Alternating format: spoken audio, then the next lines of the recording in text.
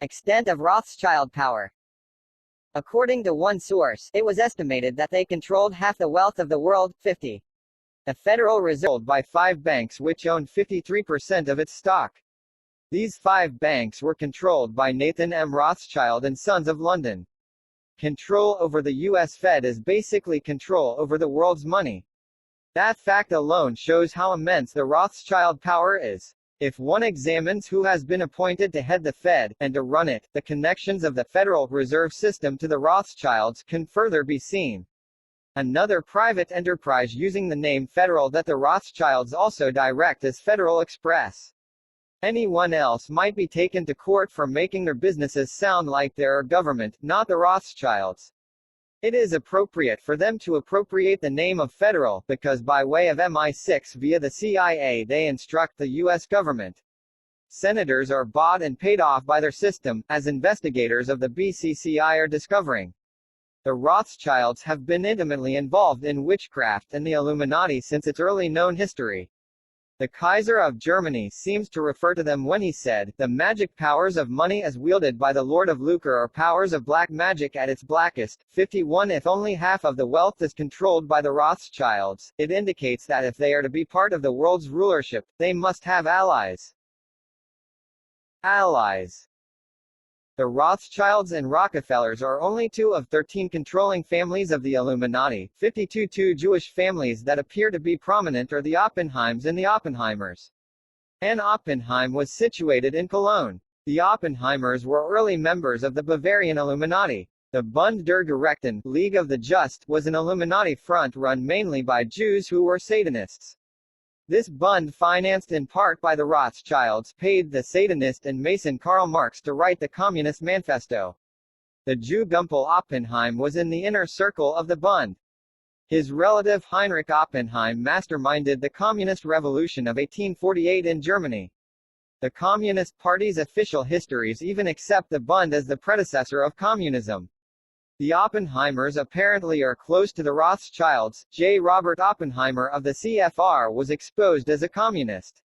Harry Oppenheimer, an international banker, is chairman of the Jewish De Beers Worldwide Diamond Monopoly, and chairman of the Anglo-American Corp. Oppenheimers can be found in important financial positions in the U.S. They help run around 10 large foundations, including the Oppenheimer Haas Trust of NY for the care of needy Jewish children. The Jewish NC, Volume 2, page 496 indicates other Jewish families adopted the Rothschild plan. These were the Lazards, Sterns, Spires, and Seligmans. The Rothschild plan was to place family members in the 5 largest European capitals to coordinate their activities. One of Germany's largest magazines is the Stern, and Ernst Stern is second in command of the World Bank. 53 The Jewish families that established the Frankfurt Judenlodge, this was the Masonic lodge the Rothschilds belonged to in Frankfurt, included the Adlers, Spires, Rieses, Sickles, Ellisons, Hanaus, Geisenheimers, and Goldschmidts. Isaac Hildesheim, a Jew who changed his name to Justus Hiller, is credited as being the founder of this Frankfurt lodge. Michael Hess, principal of the Reformed Jewish School Philanthropin, was an important figure in the lodge too, as was Dr. Ludwig Baruch, later born, who joined in 1808. Most of these Frankfurt Jewish Freemasons engaged in commerce. 54 Those Freemasons from 1817 to 1842 were the leaders of the Frankfurt Jewish community. 55 A Gentile Mason in Frankfurt Johann Christian Ehrman began warning the German people that the Frankfurt Jewish Masons wanted a world republic based on humanism. In 1816 he came out with a warning pamphlet, Das Judentum in der Auriri, why, the Jews in Masonry. A powerful ally of the world's Jewry can be seen beginning with men like Oliver Cromwell, who was considered a Mason. Cromwell was financed by Jews, and helped the Jews gain power in England. Cromwell was willing to go along with the Jews, because he became convinced of British Israelism.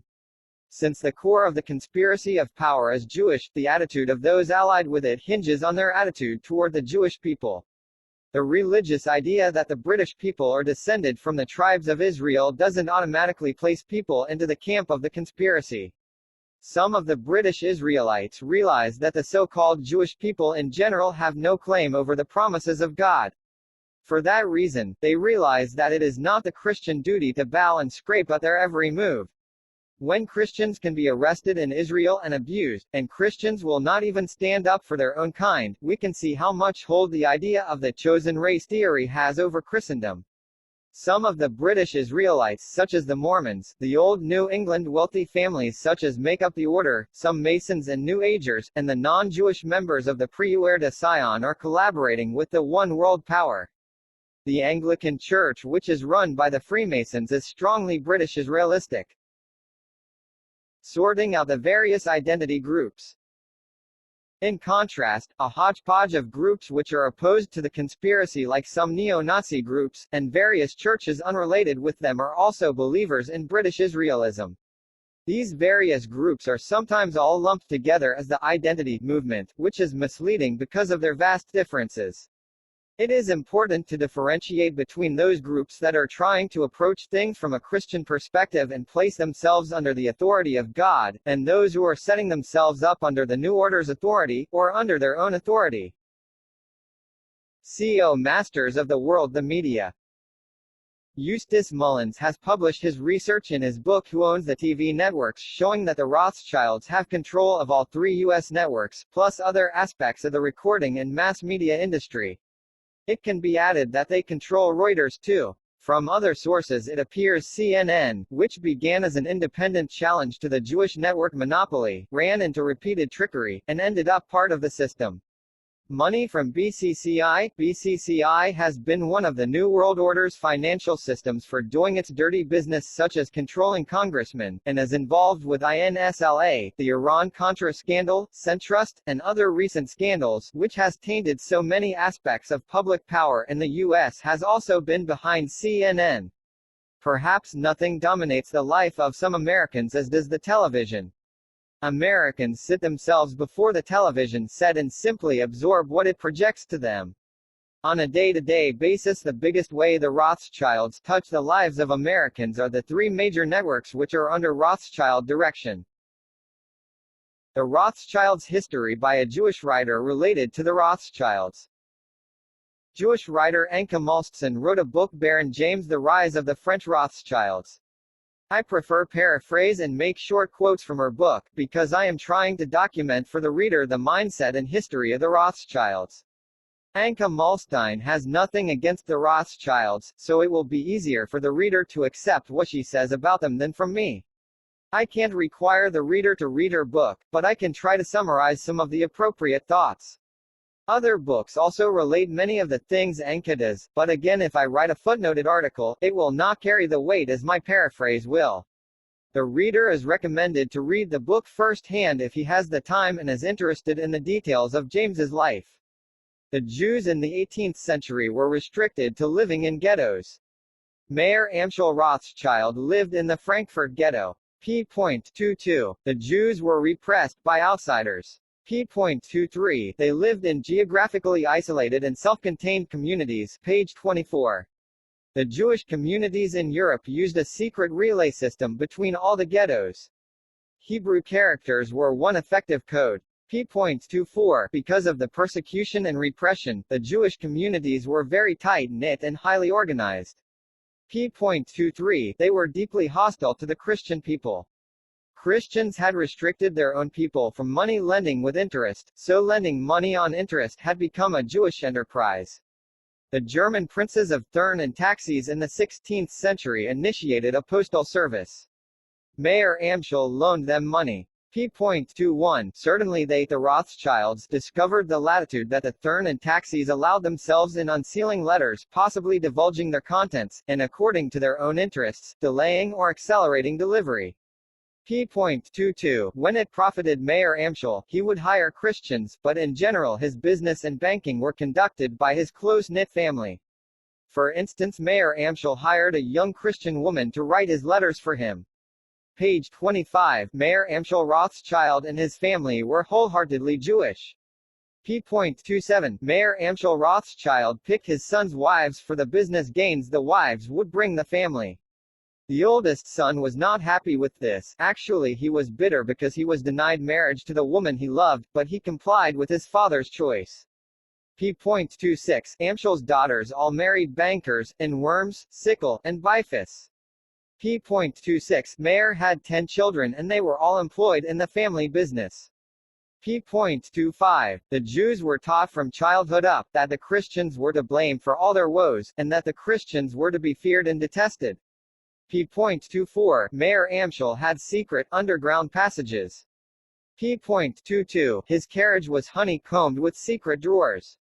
p.27 The Napoleonic War greatly helped the Rothschild business. Page 27 Rothschild even outsmarted Napoleon, because the Rothschilds had such good connections. p.38 The Rothschilds smuggled during the English blockade of Napoleon's Europe, and made millions. p.33 The Rothschilds changed course constantly during this period, always maneuvering to avoid any kind of political commitment. p.34 One of the things Mayer Amschel set up, was to disperse his 5 sons to the major capitals of Europe. Anka attributes the respectability of Jewish money lending to the help it gave merchants and entrepreneurs. See Chap. 3.2 This author's view is that merchants had been borrowing for centuries prior to interest-taking becoming acceptable by society in the 19th century. It was greatly in part due to who owned and controlled the major newspapers in the 19th century, Jews and Masons, that led the public to change. The obligation to reimburse a loan and to pay interest became less onerous to men whose affairs had flourished as a result of the borrowed money. The Jewish lender ceased to be a bloodsucker, often, indeed, he became an associate of the borrower. p.31 The Bible says a borrower is a slave to the lender, hardly an association to be desired. The business of financing monarchs was lucrative. The Rothschilds had developed several traits in the ghetto that made their family hard to stop. The great gift the Frankfurt ghetto bestowed upon him, James Rothschild, was adaptability, a quality matched by the driving force of his ambition, his prodigious energy, tremendous powers of concentration, and determination to get even with Christians. James set out to make his place in the world. p.40 The 5 Rothschild brothers, each in the 5 major European capitals, set up their own private courier system which was faster than the regular mail. p.47 The Rothschilds had news, whether political or economic, faster than anyone else including the monarchs. Thus the Rothschilds had news before anyone else, including ministers, gov. They also understood how to make use of it. p.47 Somewhat akin to how money could be made off of knowing the future. The Rothschilds' normal correspondence to each other was in code. p.46 Their world was one of finance, politics and secrecy. In the ante-Napoleonic time period, the Rothschilds increased their wealth tenfold. p.47 James. He enjoyed, moreover, a rock-solid strength and stability, built up by his family, that family simultaneously closed tight like a fist, united by mutual confidence and an invisible wall of secrecy, yet wide open to the outside world. Such was the cohesion of the Rothschilds that the removal of one or more of them left no gap in their common defenses. The Rothschilds carried out espionage with their own intelligence service, and other questionable subversive activities, but none of these could be tracked. Whenever Mayer Amschel and his sons were on the verge of being caught out, some highly placed person stepped in and stopped the investigation. p.36 They made their money doing technically illegal activity. The original large sum of money made was to take the Elector of Hesse's large sum and, instead of investing it into government bonds as directed, to put it to use at investments of higher returns, and giving the Elector the return from the government bonds. Anka writes, the Elector was never the wiser, but even if he had been, he could hardly have complained of disobedience. p.34 In summary, the mafia-like closeness of the Rothschild family, along with their tactic to situate themselves in all the major capitals, along with their own quick secret personal news, intelligence, mail service, gave them the contacts and the power to manipulate all kinds of business opportunities. Where does Nazism fit into Satan's plans? Let me briefly recap what some of the plan was. And while you read these plans that I am relaying to you from my intensive research on high-level Satanism, see if you don't see the irony in the satanic plans. How very ironic it is that in all the twisted thinking and reasoning of the leading Satanists for why they must do things, it is surprising they do not catch on that this plan of Satan's is going to achieve God's revealed plan. How pride does blind us. For the sake of brevity, I will dispense with my normal method of documenting everything. I suggest that my book Be Wise as Serpents be read for documentation, and further questions be written to me. Otherwise, this article would be way too bulky for the newsletter. The brilliant plan given in detail to the Illuminati was to create a thesis and its opposite called the antithesis. The process would repeat itself until the desired outcome. Out of the battle between the two would emerge the synthesis. Out of the battle of chaos would come a new order, reminding us of the Masonic slogan, "Order out of chaos." If the thesis were like a hammer and the antithesis like an anvil, what was caught in between would be broken or reshaped. 3 world wars would enable the plan to work. The hammer would be constructed and then given a homeland, a secure base in Russia. It is what we call communism. The first anvil would be created out of economic chaos in Germany. It would be called National Socialism. That anvil would be destroyed in a Second World War, but another anvil would replace it called democracy. The first 2 world wars accomplished exactly what they were intended to accomplish. Out of the First World War came, 1. A secure satanic dictatorship in Russia, a secure base to carry out further world subversion. 2. The satanic family of Rothschilds gained partial control over Palestine, preparing the way for Satan to rule from Jerusalem someday. 3. Weapons of mass destruction and terror. 4. The League of Nations. Out of the Second World War came, 1. The enlargement of their secure base in Russia into a world power. 2. Complete control over Palestine by the Rothschilds. 3. Air power, including long-range missiles, jets, secret flying saucers, and powerful submarines, all items that individuals could not produce. Those in control of production would therefore control all air and seaways of the earth. 4. The Cold War and an era of terror to convince the people of the need for Satan's one world order. 5. The United Nations. Out of the Third World War would emerge a new religious system. The Third World War would have to be tailored to be like the Bible's Armageddon. Satan told his highest slaves, because if it resembled Armageddon, then the people would believe he was the Messiah when he came after its end. It would have to be terrible, so that he could step in and bring miraculous order out of a world beaten into chaos by the worst war in history.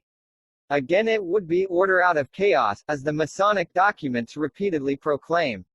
The Third World War would come during a period of 7 years of tribulation starting in 1992 and running until 1999. Just like the Second World War emerged out of the Great Worldwide Depression. Satan told his followers this 1992-99 tribulation would repeat on a larger scale the plagues of Egypt, for he would wreak revenge for what was done to Egypt by God and Moses by giving back in a bigger way to the world what happened to ancient Egypt.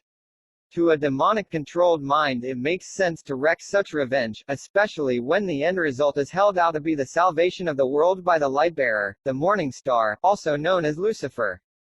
For most of us, the idea of such pain and destruction seems like demonic madness, which it is. At the core of the one-world system is Satanism. It hides itself behind fronts such as Jewish finance, socialism, Aryanism, British Israelism, Zionism, and Freemasonry, which are tools to get the broad masses to serve the plan. The conspiracy to create the one-world system has enlisted the help of almost everyone. That is because most of the religious systems at the top are controlled by Satanists who know what they are doing and direct the people's religious efforts. Read the research in Be Wise as Serpents for the documentation on this. Nazism was a pagan Gnostic religious system whose high priest Hitler knew what he was doing in relation to Satan's mission. More about this further down. The Jewish people, 1. Use the term in its broadest sense, are being used. Actually, the allegiance of the satanic hierarchy is not in the least concerned with Judaism, although it appears that at first the plans are to create a religious leader that will have the apparent credentials of the Jewish Messiah. How sad, because the actions of the Rothschilds and other satanic Jewish bloodlines during WW2 show that their first allegiance is not to the Old Testament and not to even Orthodox Judaism, but is purely to Satan. At some point in the future, the Orthodox Jews and the conservative Jews will find that this Messiah, who is already alive waiting to play his role, will only give them temporary relief. They are being taken for a ride and then they will be dumped by the New World Order's dictatorship. Constance Cumby correctly notices that the New Age movement resembles Nazism exactly to a T. For those students wanting to get a detail-by-detail parallel, go to pages 114 to 120 in The Hidden Dangers of the Rainbow.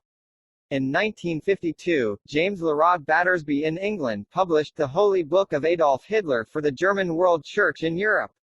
Except for some of his pro-German ideas, obviously thrown in to make the book enlist the intended audience's favor, the book is an exact description of what would happen in the next 50 years to bring in the New World Order.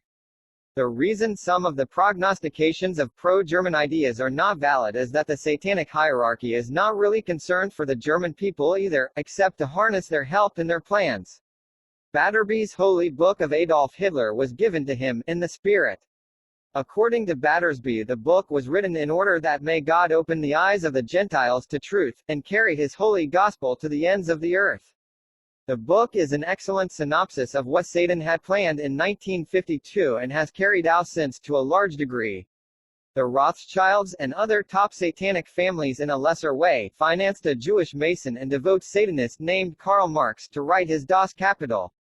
The Satanists controlling key Masonic groups, along with some other groups they controlled, got communism started. The original idea came from Satan, and was given at a feast of the beast in meticulous detail to those highest in the satanic hierarchy.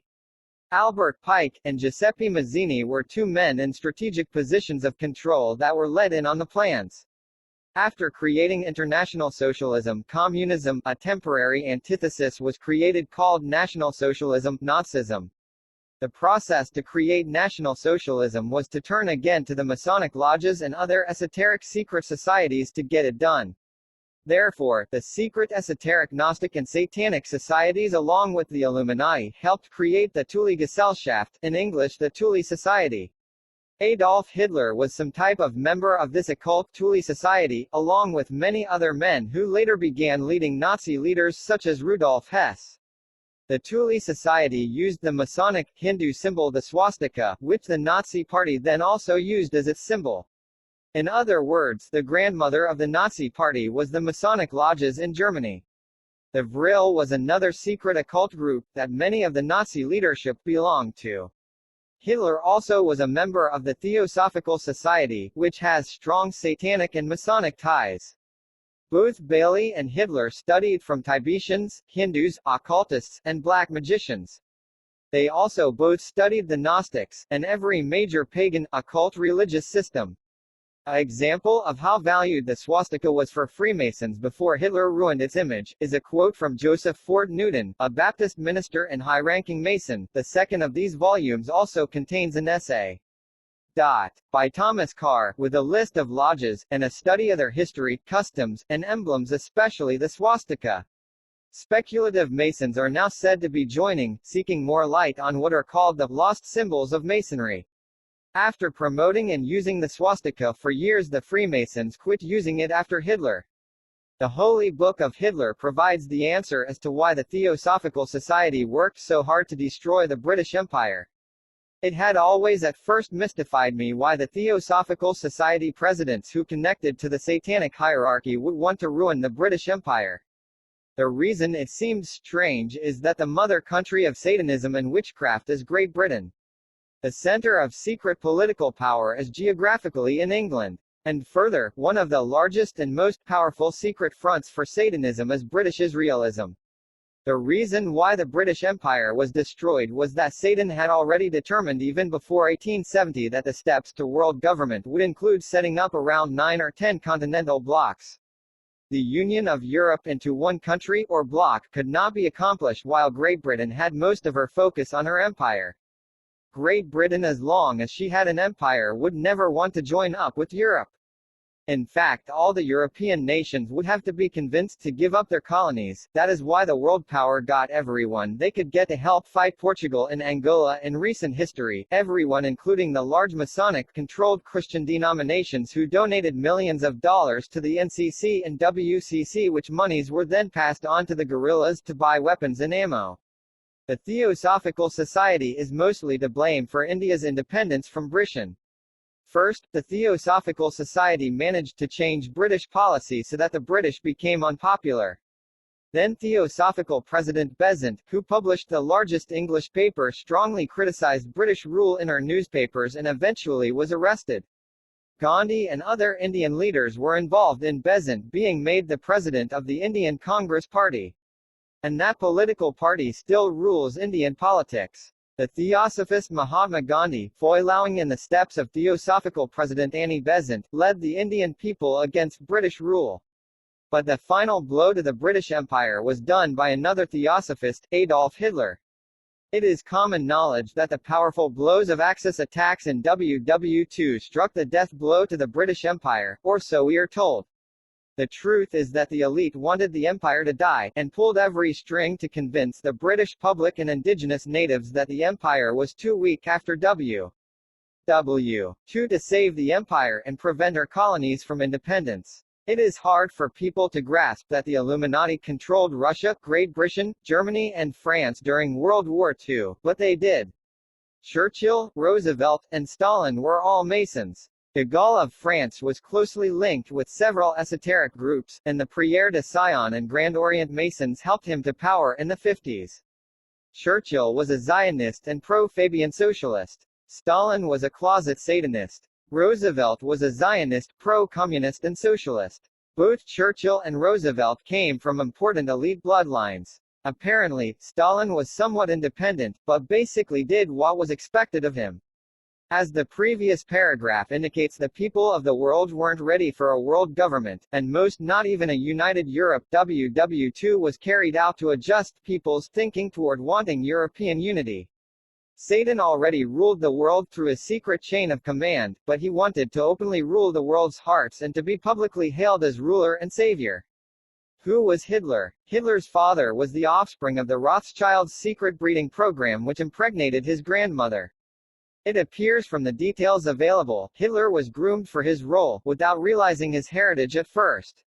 It appears that Hitler learned of his Jewish bloodline after taking over Germany. Hitler had romances with many beautiful women. Although Hitler was very strict with his New Age religious practices such as being a vegetarian, that did not include being celibate. He did have sex contrary to the deceptions of the establishment. Hitler's seed, the Rothschilds' powerful generational occult bloodline, was hidden in an Ashkenazim bloodline, at least part of which has come to the U.S. In fact, Hitler's generational occult power was passed on too. This was most likely done by thrusting a knife into his heart, and the person who received his occult power then gulped his last breath with the kiss of death, to receive his occult power. What I am telling you is that Hitler's offspring are alive and well, and that his terrifying Antichrist spirit was passed to someone and is not dead. Let me remind you of some of Hitler's own prophecies about himself and his goals. At the time of supreme peril I must die a martyr's death for the people. But after my death will come something really great, an overwhelming revelation to the world of my mission. The world was to witness his divinity. Further, my spirit will rise from the grave, and the world will see that I was right. Von Ribbentrop on April 30, 1945 was told this same thing: you will see that my spirit will rise from the grave. National Socialism is even more than a religion, it is the will to make mankind anew. All creative energy will pass to the new man. Hitler claimed to be the real fulfillment of Marx's socialism. I am not only the conqueror, but also the executor of Marxism, of that part of it which is essential and justified, stripped of its Jewish Talmudic dogma. In essence, he is saying whatever veneer of Jewishness that Marx's satanic plan had, he disagreed with it and would destroy that veneer. These type of statements reveal that the essence of the message of various elite men like Hitler is the same satanic plan if stripped to their variously decorated veneers. Hitler is viewed as the Messiah, the Holy Spirit, the martyred savior of his people by his followers today. The blasphemous Holy Book of Adolf Hitler states, "All hail to God's Christ and chosen, Adolf Hitler, Lord of Lords, and King of Kings, the eternal Adolf Hitler." Such blasphemy. Father, forgive them, for they know not what they do. Hitler's demonic spirit and Hitler's descendants both live on today. By the way, some Rothschild descendants such as Hitler's have come to Christ as their Lord and Savior. Will this powerful occult branch of the Rothschilds be used again by the New World Order? Whatever the case, it is clear that Hitler's Antichrist spirit will get plenty of demonic help. The demonic forces that have manifested themselves in National Socialism and International Socialism, aka Communism, demonized much of Europe. So much so that Europe officially portrays itself as a beast with Venus on it on a stamp commemorating the second election of the European Parliament, and also as the same forces that tried to build the Tower of Babel on an official poster. Not only are the same demons that led communist leaders and Nazi leaders operating in Europe's leaders, but there are armies of demons trampling over anything of moral value in Europe. It can be said without a doubt that the man who rules the one world government will derive his power from a demonic supernatural source. According to Revelations, God is going to have an angel open up a key to the abyss, and teeming hordes of demonic spirits shall be descending upon the earth. My conclusion is that Satan has so many antichrists available that Hitler's personal occult power is not necessary for the New World Order's success. I rarely like to comment on the end times from scriptures because I feel like most people are thoroughly confused about the clear teachings that the scriptures give. These 2 to 3 and other scriptures make it clear that the Christians must witness a great apostasy and the Antichrist being revealed before Christ returns. We can live every day as if it may be our last, but scriptures are clear that the apostles did not live each day as if Jesus could return that day. They knew that certain things had to happen first. The church has been going through tribulations since Pentecost. The church will go through the Great Tribulation, according to the Word of God. We will, if we are that faithful remnant, we will be spared from the wrath of God, but we will not be spared from the tribulation of Satan, which shall include martyrdom. The New Age leaders are fully ready to cooperate with this cleansing from the earth of us bothersome disciples of truth. In this respect, their thinking will resemble the Nazis' rationalizations that people must pay their karmic debt, and shall benefit from being killed. How truth can be stood on its head. The plans are already drawn up how to use rail lines to move large groups of civilians to labor camps. When we compare Nazi Germany with today's New World Order plans, Nazi Germany can be seen to be the basic model of what Satan's timetable includes for us these next few years. To illustrate that the pagan religion of Nazism is an example to the Satanists and New Agers, let us ponder Anton LaVey's, head of a visible Church of Satan, trip to the sacred initiation castle of Hitler's Black Order, the SS. The SS apparently brought the Holy Grail to Germany, and hid it before the end of the war. On May 2, 1945, a select group of SS officers, those initiated into the higher mysteries of the Nazi pagan religion, hid the Grail in the Schleigeis Glacier at the foot of 3,000-meter-high Hochfeiler Mountain. Seekers in the area have been found decapitated, and mutilated. The area is still guarded by the Black Order in anticipation of the day that the Grail can be revealed to the world. It has been speculated 1995 might be the date, but this is pure speculation. The important thing for us is to begin to experience the kingdom of God right now. Let us prepare ourselves for Almighty God's New World Order as the Satanists launch their counterfeit New World Order. The Rothschilds, a continuation of articles on the top 13 Illuminati families. Introduction by Fritz Springmeier. The Rothschilds are one of the most well-known of the 13 families. David J. Smith of Portland was asked to prepare an article on the Rothschilds for this newsletter. His article follows this introduction. Satan's selective breeding program has been continuing down through the ages, hidden from the eyes of the public. One of the most powerful Rothschild bloodline families in America are the Springs. The Springs were originally the Springsteens when they came to America in the mid-1700s and settled in NY and NJ. They later changed their name from Springsteen to Springs to hide their identity. Leroy Springs was hired by L.C. Paysor. Now most Americans have to ask, who is L.C. Paysor? One of the most secret and most powerful families in North America has been the Paysors. They have been so powerful that they could hide their wealth and power, and use other satanic families as proxies. The Paysors are part of the 13th top Illuminati family. The first Paysor to come to America was the former Crown Prince of France Daniel Paysor, 1785–1860. He came over about 1805 to the U.S. and married Susanna Kaiser circa 1814.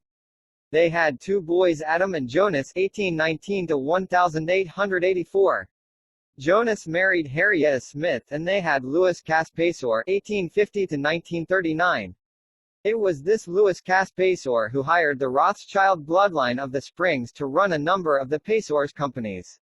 The Pasors were one of the original big railroad families along with Isaac Krum and William H. Beatty.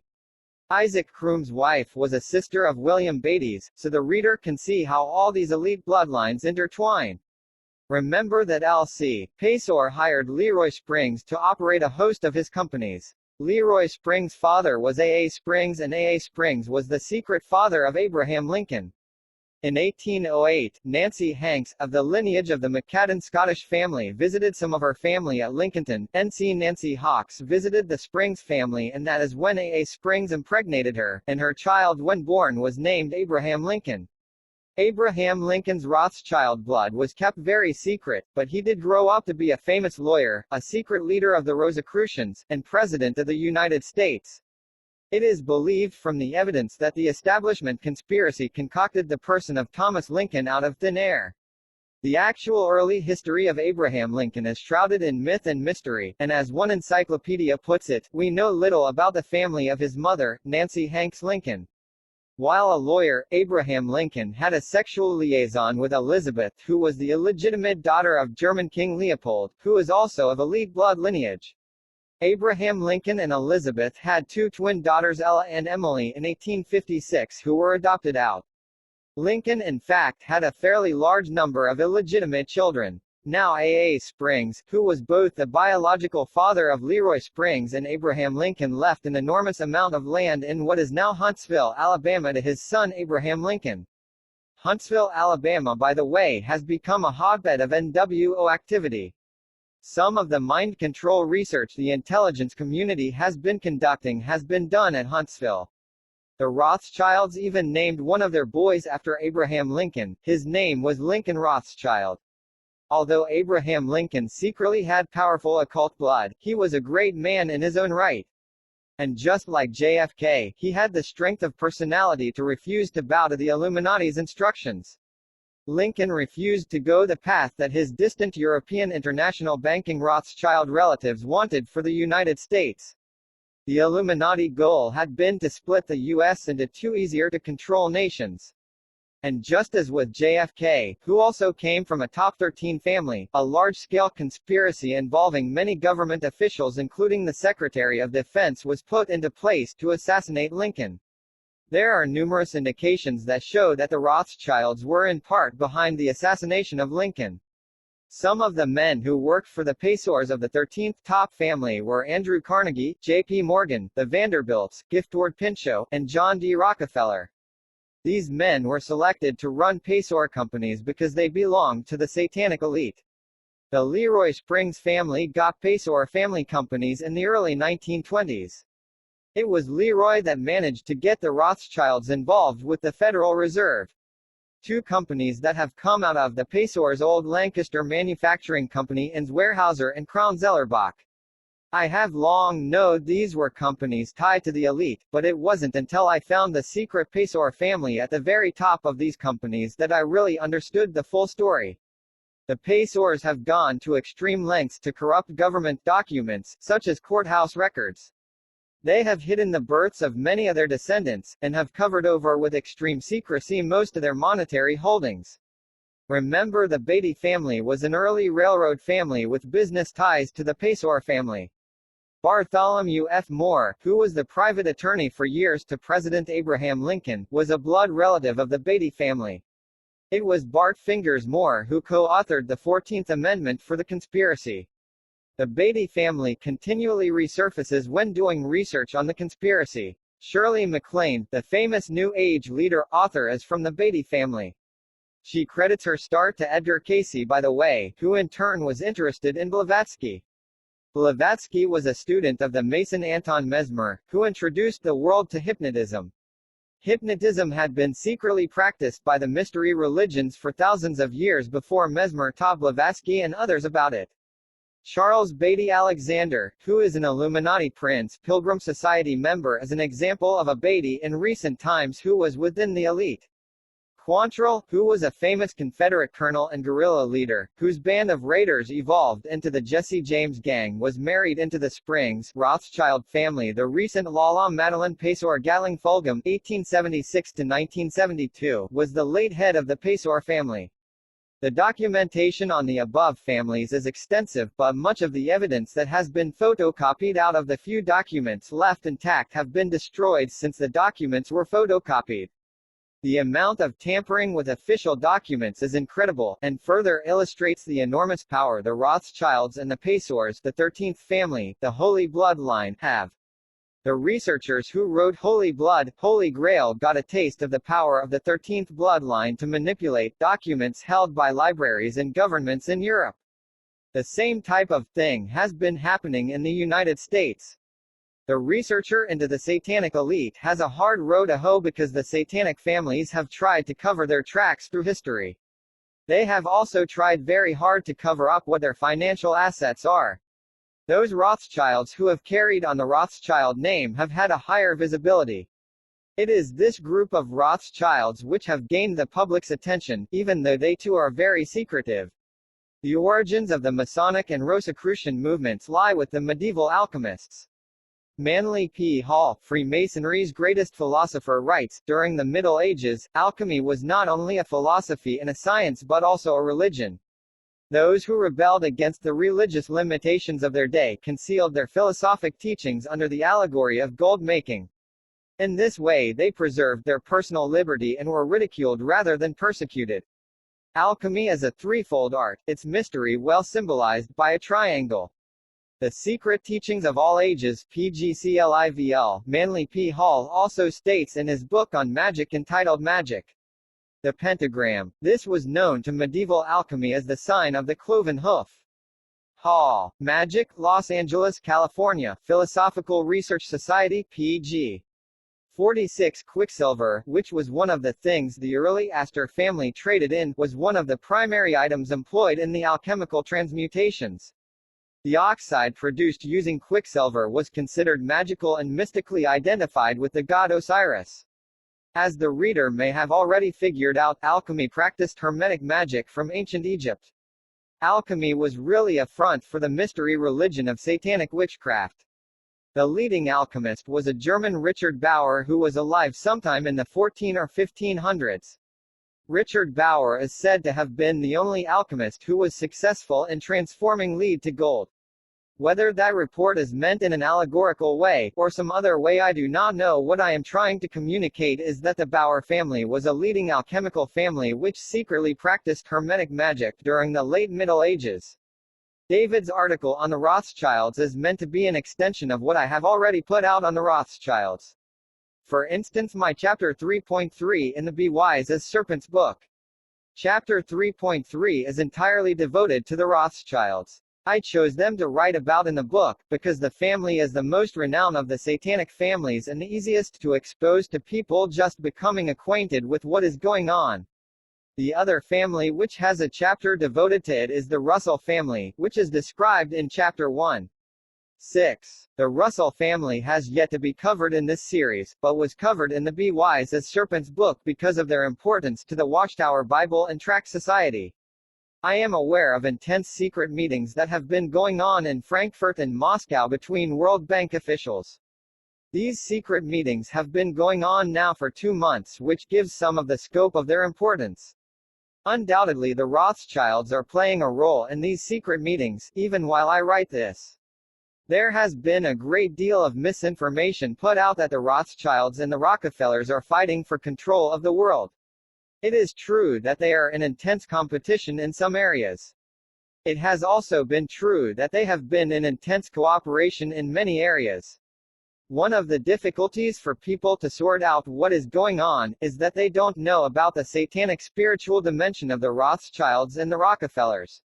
For instance, to make an analogy, if I am a minister and one of my brothers in Christ is my upline on a multi-level marketing distributorship, then he is my business head, but I could be the spiritual leadership that he looks up to. The point is that essentially all researchers trying to expose the NWO are drawing conclusions about occult power on the basis of business relationships, and it doesn't always work. Sometimes the business boss may be in a secret satanic leadership position over someone else, but it may also be that both men are on equal footing when it comes to occult power and status within the Illuminati. So far I have seen only one book advertised, and I haven't read it, which claims to expose the conflict between the Rothschilds and the Rockefellers as a sham. If it really does show this, then the book has contributed greatly toward helping people tear down their misunderstandings about the Illuminati power structure. Part 1: The House of Rothschild.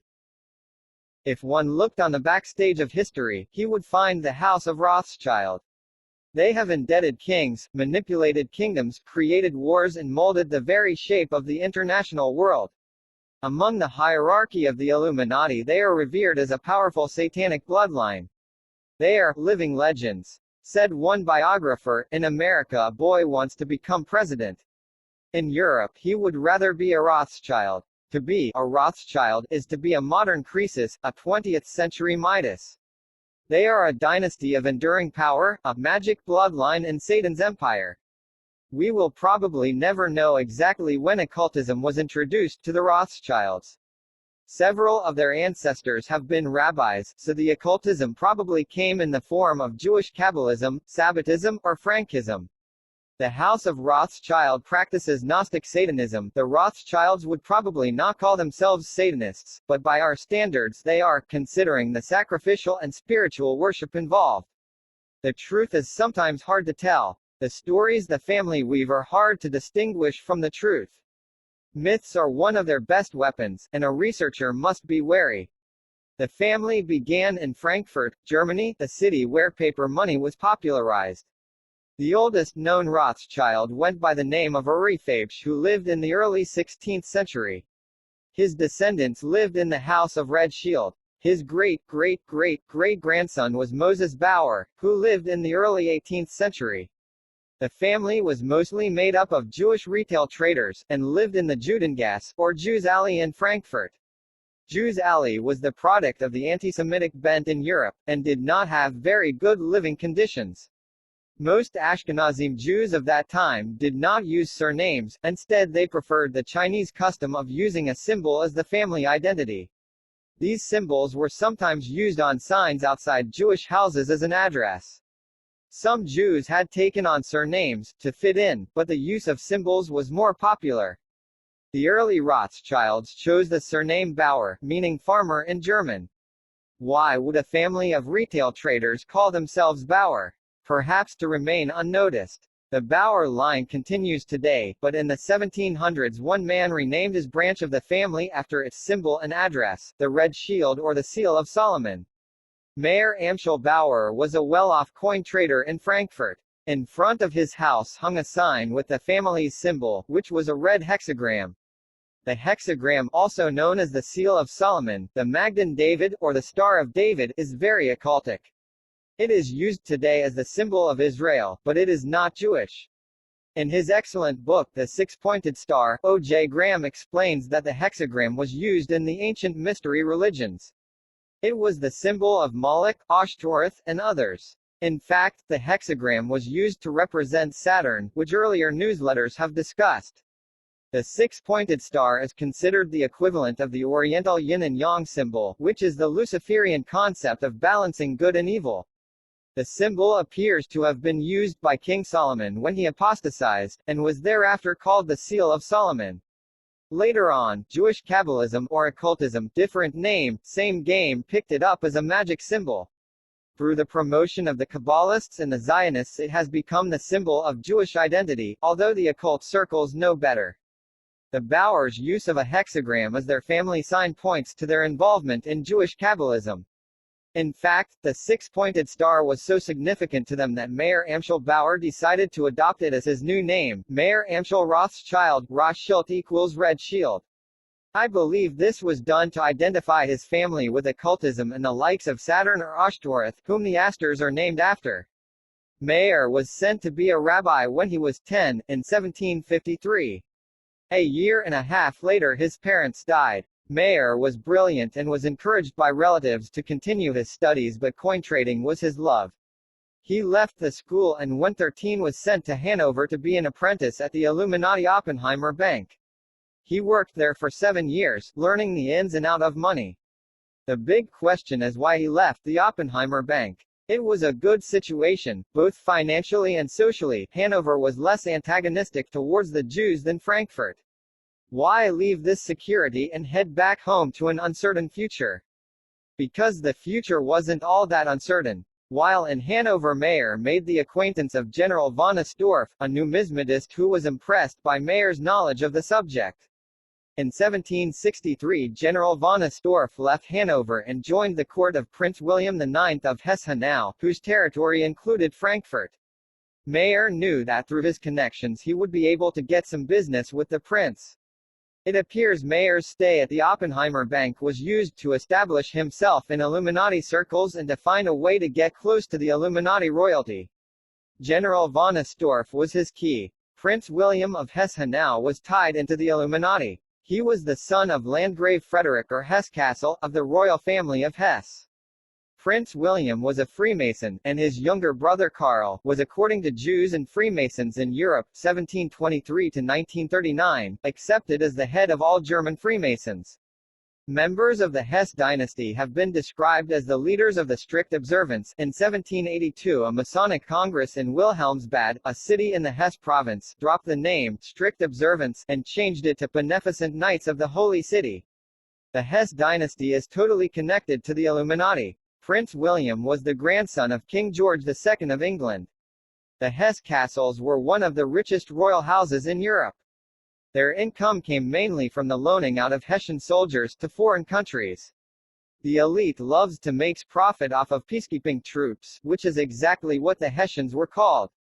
This peacekeeping always adds up to imperialism. The Hessian troops were used by England in the American Revolution. In fact, the colonial armies fought more Hessian soldiers than English. The House of Hesse-Kassel made a lot of money off the American Revolution. Another example of the Hesse-Kassel's ties to the Illuminati is the enigmatic figure Saint Germain, who is hailed as a New Age Messiah figure. Many researchers believe that Saint Germain was the son of Francis II of Transylvania. Francis II's second wife was Charlotte Amalie of the House of Hesse. He married her in 1694. Saint Germain was either her son or the prior wife's. This point is debated. His name was Leopold George and they staged his death in 1700 to save him from the deadly collapse of the Transylvanian dynasty. Prince Karl of Hesse, Masonic leader of Germany, wrote that Saint Germain had been sent down to Italy to be raised by the Medici family. Later on Saint Germain appeared out of nowhere to work with the elite. There were questions as to his identity and Napoleon Hill had a dossier gathered on him, but the house holding the dossier was mysteriously destroyed in a fire. Saint Germain was an alchemist and he claimed to have the alchemical elixir of life, the secret formula of immortality, which the Rosicrucians also claimed to have. He was a guest of William and Karl of Hesse in 1774, and in 1779 returned to Karl to spend the last years of his known life. Helena Blavatsky, co-founder of the Theosophical Society, claimed that Saint Germain was one of the hidden masters of Tibet who secretly controlled the world's destiny. In 1930 Guy Ballard claimed that he met Saint Germain on Mount Shasta. This supposed meeting led to the creation of the IAM movement. The Hesse dynasty has lasted clear up to the 20th century. During World War II they were on Hitler's side. Prince Philip of Hesse was a messenger between Hitler and Mussolini. He was still alive in 1973 and was reported to be the richest prince in Europe. The House of Hesse is still a powerful force in Germany. In 1763 Mayer left Hanover to build his fortune in Frankfurt. His main objective was to become a financial agent of Prince William of Hesse-Hanau. Prince William was an intelligent man who loved to make money. His passions went beyond money. His wife did not please him, so he became an adulterer and almost every woman he slept with became pregnant. He fathered between 70 to 21 illegitimate children. His main mistress, Frau von Lindenthal, bore him 8 children and ran his household.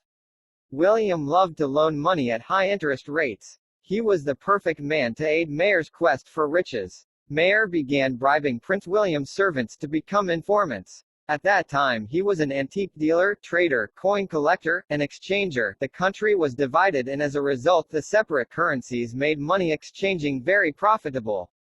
General von Estorff convinced Prince William of the value of a rare coin collection and then recommended Rothschild. Thus began the relationship between the prince and the Rothschilds. Mayer would sell rare coins, precious stones, and antiques to the prince at ridiculously low prices. Then, in 1769, after a significant amount of sales, he wrote the prince asking for and receiving the designation Crown Agent to the Prince of Hesse-Hanau, a great commercial advertiser. Titles and honors were important in that day, they opened doors. Mayer then married Gudel Schnapper, daughter of a respected merchant, Wolf Solomon Schnapper, in 1770. He then set up a money exchange bureau. His two brothers worked in this bureau with him until 1785 when Kalman died and Moses Quite. Some researchers contend that Adam Weishaupt of the Bavarian Illuminati was financially supported by the Rothschilds. The Bavarian Illuminati was founded in 1776, and the Rothschilds were not necessarily a financial power at that time. I may be wrong, but I do not believe Mayer was in a financial position to support Weishaupt. It is possible, though, that when, in 1782, the headquarters of the Illuminati moved to Frankfurt, that it began to be controlled by the Rothschilds. In 1785 Prince William's father, Landgrave Frederick of Hesse-Kassel, died and William became the new Landgrave. This made him the richest prince in Germany and possibly Europe. He left the small province of Hesse-Hanau to become ruler in Hesse-Kassel. Around this time Wolf Schnapper, Mayer's father-in-law, introduced Rothschild to Karl Badaris, who was the prince's chief financial advisor. Through either coercion, friendship, or occultic ties Mayer was able to convince Badaris to become an agent for him. This was a big mover for Mayer. The Landgrave William of Hesse-Kassel was to be the stepping stone to power. Until then Mayer had only done meager business with William, but by 1789 Badaris managed to get some royal bills for Rothschild to discount. This wasn't much, but it was a start. Karl received a cut of the profits when he did William's business through Rothschild. This was the beginning of a long financial relationship that would benefit both parties. Mayer Amschel Bauer Rothschild was a shrewd man, but his quick rise in social status shows the power of money, for Mayer was not cultured. He could never master the German language and so he and his family spoke a strange Yiddish-German mixture, which benefited their secret network. He enjoyed discussing the medieval world and coin collecting. When it came to business he was ruthless and naturally adept. His occult side was well hidden. He was most likely a Kabbalistic Jew. Although it is not known if he was a Freemason, he did accompany the Landgrave on several trips to Masonic lodges after the two had become better friends. He had 5 daughters and 5 sons, plus several children that died young. He moved from his old house, the Haus zur Hinterpfand, to a new one, Green Shield, when he started making more money. Green Shield was a dual residency and the other half was occupied by the Schiff family who were to play an important role later on as agents of the Rothschilds. Every passage of Green Shield held hidden shelves and cupboards, and the backyard counting house's walls had a number of secret shelves and a secret underground room which was connected to a neighbor's house for a quick getaway if necessary. The house was built to protect Jews from the dangerous pogroms that would sweep Germany. It was a great place to secretly practice their Gnostic satanic rituals, if they were yet involved in that form of worship. His 5 sons have been called the Mayer brothers because they all shared that middle name, Amschel Mayer, Solomon Mayer, Nathan Mayer, Kalman, Karl Mayer, and Jacob, James Mayer.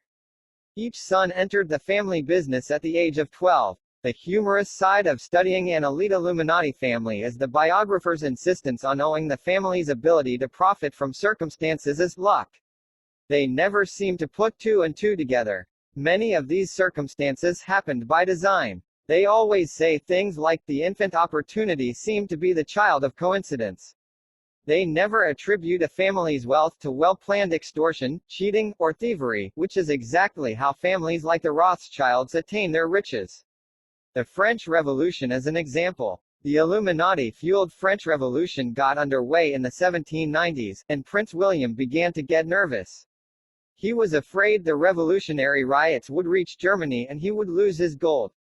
So he invested his money in a magnificent new palace called Wilhelmshohe, which was built from 1791 to 1798. Although the French Revolution frightened William, it was a delight for Mayer. The war helped his sales. When the French ended up pitted against the Holy Roman Empire, the prices of imported goods skyrocketed, and importing goods from England was a Rothschild specialty. In fact, Mayer's English trade helped him secure a deal with the Landgrave through Balderas, of course, in which he became a middleman in England's payments for the hire of Hessian soldiers.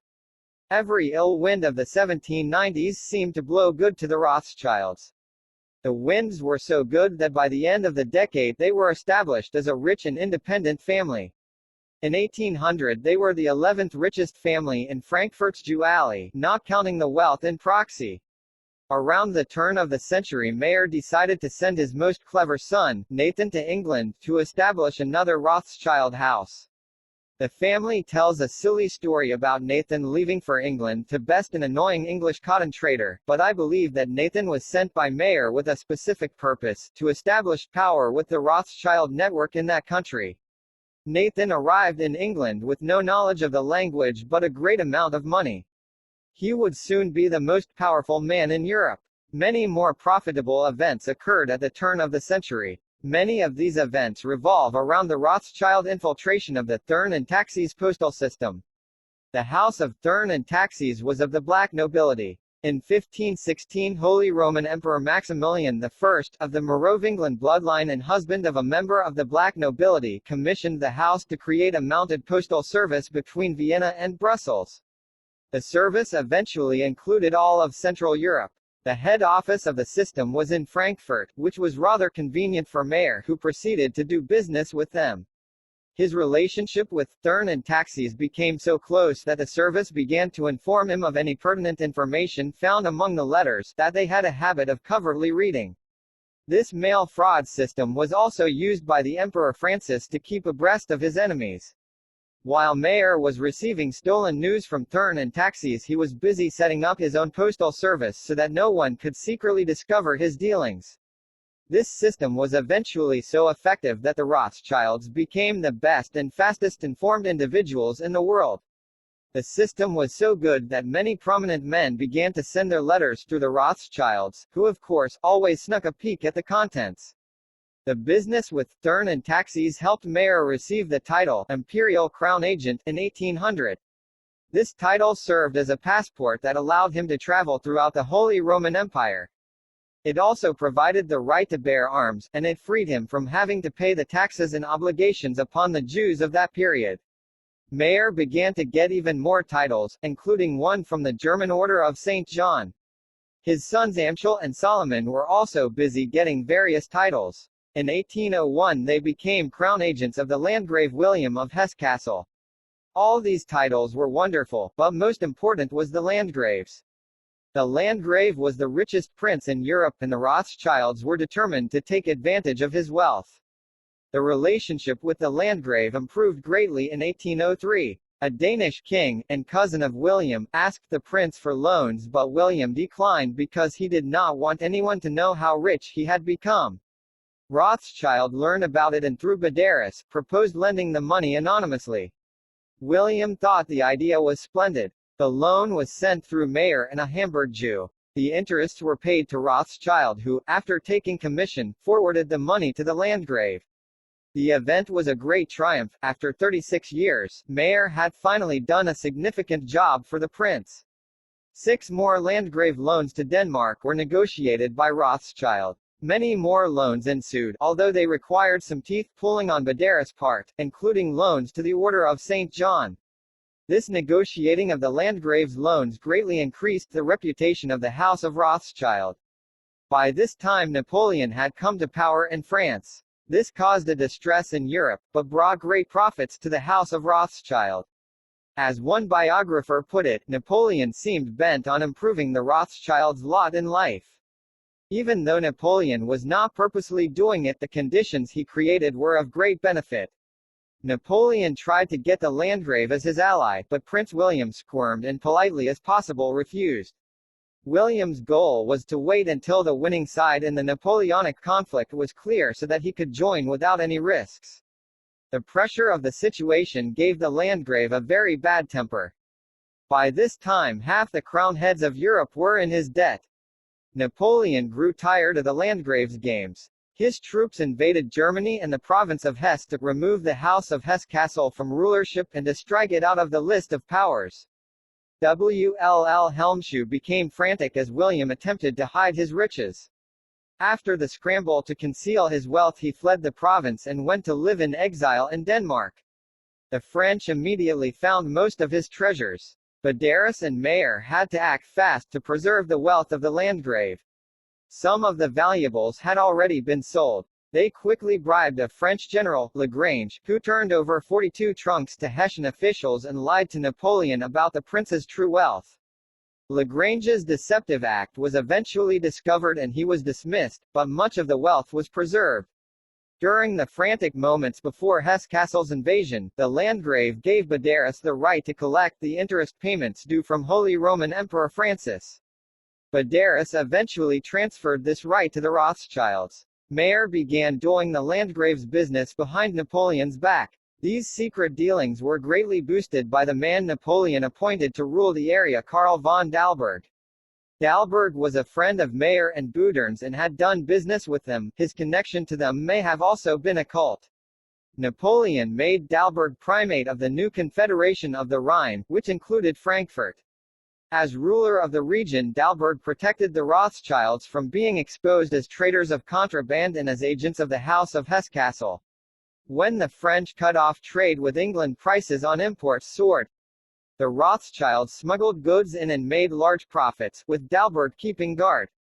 It was certainly most remarkable, said one biographer, that the Archbishop and Lord of the Confederation of the Rhine, who ruled over 16 German princes, and stood so high in Napoleon's favor, should have shown so much goodwill to the Jewish Mayor Amschel Rothschild at Frankfurt, who, although now a rich man, had no aim to move in high and influential circles. Despite Dalberg's protection, Mayer kept two sets of books, one inspectable and the other secret. By 1807, Balderas, as proxy for the Landgrave, was almost exclusively using the Rothschilds for Hesse-Kassel business. Mayer himself would visit the prince in exile, but since he was getting old he soon had to give up these trips and send his sons on the journeys. The House of Rothschild was collecting the income of the wealthiest prince in Europe less than half a century after Mayer had begun building his fortune. The satanic House of Rothschild's Illuminati dealings at this time are well exemplified by their involvement with the Second Tugendbund League. The First Tugendbund League, or Virtue League, was formed in 1786 as a kind of sex society. The group would meet at Henrietta Herz's home. Her husband was an Illuminati Jew who was the disciple of the powerful occultist Moses Mendelssohn. Many Illuminists attended this Virtue League. A number of young Jewish women whose husbands were always away on business would come to the Herz's house to participate in the immorality. Two members were daughters of Moses Mendelssohn. Frequenters of this salon included revolutionary Freemason Mirabeau, William von Humboldt, and Frederick von Gentz, who was to become an important Rothschild agent. Later on, I will discuss Gentz in further detail. In 1807, the Second Tugendbund League was formed. This league pursued moral, scientific, and political aims, the main aim being the deliverance of Germany from French occupation. The league was formed by Baron von Stein, who was its principal protector. Thomas Frost wrote in Secret Societies of the European Revolution that the initiations into the Second Tugendbund multiplied rapidly, and the league soon numbered in its ranks most of the councillors of state, many officers of the army, and a considerable number of the professors of literature and science. A central directorate at Berlin, presided over by Stein, had the supreme control of the movement, and exercised, through provincial committees, an authority all the more potent from emanating from an unknown source, and which was obeyed as implicitly as the decrees of emperor or king. The Landgrave William of Hesse-Kassel held an important position in the Second Tugendbund. Balderas was also involved. It appears the Rothschilds were members and they were go-betweens for the Landgrave's correspondence on this matter, and made payments in favor of the Tugendbund. This put Mayer Rothschild at the head of the propaganda system against Napoleon. Napoleon tried to suppress Tugendbund, but it went underground, concealing itself under the protection of the English Masonic Lodge at Hanover. It assisted many anti-Napoleon causes physically and financially. Tugendbund was eventually dissolved, but many of its members moved on to other Masonic societies such as the Black Knights, the Knights of the Queen of Prussia, and the Concordists. In 1818 the second Tugendbund was revived as the Burschenschaft, Association of Boys or Fellows. The Burschenschaft was a revolutionary group of students who introduced martial exercises into the universities. The Burschenschaft eventually fell apart. After a few years the exiled Landgrave came to totally trust the Rothschilds. Prince William got more and more accustomed to following Mayor Rothschild's advice, and scarcely took any important financial step without consulting him. This princely stepping stone was working out perfectly. It was paving the way towards Rothschild financial freedom. Mayer wanted to become a creditor, and his goal was soon achieved. In 1810 the Rothschilds' firm became Mayer Amschel Rothschild & Sons. Nathan was not a public partner of this firm.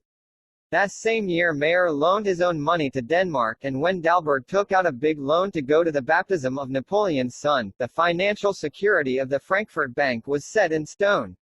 The House of Rothschild needed a new stepping stone. The old one, the Landgrave, would not be discarded, but they needed a younger, more political man who could be their key to controlling Europe. That man was Prince Clemens Metternich, who in 1809 became the Austrian Minister for Foreign Affairs. He became the leading opposer of Napoleon, and the Landgrave moved in his exile to Austria, hoping the powerful upstart would get Hesse back. So the Rothschild network increased its operations in Austria, the land of the Habsburgs. Around this time Mayer Amschel Bauer Rothschild got sick. Before his death he wrote a will that would dictate the structure of the Rothschilds. Although the exact contents of Mayer's will have been kept secret, one edict is clear. It completely excluded the daughters and their husbands and heirs from the business, and all knowledge of it. The will totally exalted the importance of the family circle. On September 19, 1812 Mayer died. A bogus legend about his death maintains that his 5 sons gathered around his deathbed and he split Europe between them. Only Amschel and Karl were in Frankfurt when he died. Nathan was in England, and Solomon and James were on the road. The brothers were constantly traveling. The 5 Wizards. When Mayer died, headship over the family fell on Nathan Rothschild of England. Even though Nathan was not the oldest, the 5 brothers had voted unanimously that he was the most capable to lead them. Nathan was an intelligent, uneducated, self-absorbed jerk. Though he was an impolite, foul-mouthed man, he could swear like a trooper. His money got him into the high society of England. His cold view on life and power is seen in his response to an English major who was being sentimental about the horrible deaths of the large number of soldiers that had died in the war. "Well," said Rothschild, "if they had not all died, Major, you presumably would still be a drummer." There is a story that says one of Nathan's sons asked him how many nations there were in the world, and Nathan replied, "There are only 2 you need to bother about. There is the mishpash, Yiddish for family, and there are the others." This story may be false, but the attitude is real. Nathan first settled in Manchester, England, the center of cloth manufacturing. In 1804 he moved to London. As his wealth and his reputation began to grow he was able to marry Hannah Cohen. The Cohens were a wealthy Jewish family from Amsterdam, and Hannah's father, Solomon Cohen, was a respected merchant in London. Nathan served with him as warden of the Great Synagogue. The Rothschilds' relationship to the Jews will be discussed later on in this article. Hannah's sister, Judith, married the powerful Jewish Freemason Moses Montefiore. The Montefiores were of ancient and extremely aristocratic Jewish stock, probably another Kabbalistic family, who was friends with Nathan. Nathan's sister, Henrietta, married a Montefiore, so did his second son, Anthony, and his brother, Solomon's great-grandson, Iphans, married a Sabag Montefiore in 1911. Nathan's social life revolved around the Cohens. Nathan was a Freemason. He was a member of London's Lodge of Emulation. Nathan's accumulation of wealth was incredible. His money-making exploits were unbelievable. He was smuggling English goods past the French blockade during the Napoleonic conflict, and making great profits. This smuggling required an agent in Paris, so Mayer, through his Dalbert connections, got his son James a passport, and James went to live in Paris. A large amount of the Landgrave's money was sent to Nathan in England, on the advice of Badaris, for the purpose of buying stock. But Nathan, as he and Balderas had planned, used the money as capital for other ventures. When the exiled Landgrave began asking for a proof of purchase, Balderas and the Rothschild brothers had to come up with all sorts of excuses to protect Nathan's thievery. Eventually the Landgrave demanded to see receipts, so Nathan quickly bought some stock. The Landgrave had told him to buy the stocks at 72, but their price when we ended up buying them was 62. Nathan pocketed the savings, and they snuck the receipts through the French blockade to the exiled prince. The Landgrave was satisfied. He had no idea what had really been done with his money. Nathan began making connections in the British government. Probably his greatest early connection was to the Treasury official John Harries. Harries aided Nathan's rise to power in every way possible. He became an intimate friend of Nathan's and eventually a proxy for Rothschild in the British government. Their dealings were kept secret and the public had no idea as to the enormity of Nathan's power. The most incredible example of Nathan's devious schemes is a job he would later describe as the best business he had ever done. Through Nathan's connections in the Treasury he learned of the plight of the English army in Spain. The Duke of Wellington, soon to become Nathan's friend, had British troops in Spain ready to attack France, only they lacked one thing: hard cash. The army's financiers would not take paper money, but the government was very short on gold at the time. Nathan knew how to profit from this situation. The East India Company was trying to sell gold that, of course, the government wanted to buy, but the price was so high that officials decided to wait until it dropped. Nathan stepped in and bought up the gold, using some of the Landgrave's money as well as his own. He then proceeded to raise the price. When the officials realized the price wouldn't drop, they bought the gold and Nathan made a great profit. But the deal didn't stop there. Nathan offered to deliver the gold to Wellington. This was a heavy responsibility because of the French blockade. Helms went to bat and got Rothschild the job. Nathan's plan was incredible. One biographer said his scheme was comparable to burglary in broad daylight. Nathan's brother, James, went to Napoleon's government and told them that Nathan would be importing gold into France and that the British government was upset at the move because it would financially hurt England. Napoleon's government believed his lie and any French police who might have uncovered the plot were bribed. So Nathan was able to ship the gold to Paris with the approval of both the English and French governments. In Paris the gold was exchanged in French banking firms for cash Wellington could use, and then the Rothschild network carried the money into Spain as France allowed Nathan to fund the war against itself. Eventually some French officials grew suspicious, but Napoleon ignored their reports. Why? The plan went smoothly even though the same officials secretly watched James Rothschild and his brother Karl, who was in on the plot. Wellington eventually defeated Napoleon at Waterloo. The Wellington smuggle was one of the greatest scams in history. In order to better understand the Rothschilds' involvement in the defeat of Napoleon, we must look at the role played by the Rothschilds' second stepping stone, Metternich. Metternich was the Austrian Minister of Foreign Affairs and he led the opposition against Napoleon. Metternich was a fierce enemy of the revolutionary fires that were spreading through Europe. The Rothschilds got to him through a member of the First Tugendbund, the sexual one, Frederick von Gentz. Gentz was Metternich's right-hand man. Metternich was not financially minded and he relied on Gentz's advice concerning economics. Gentz's ability to handle his private finances was terrible, but he had a knack for political economy. John Harries brought Gentz and the Rothschilds together.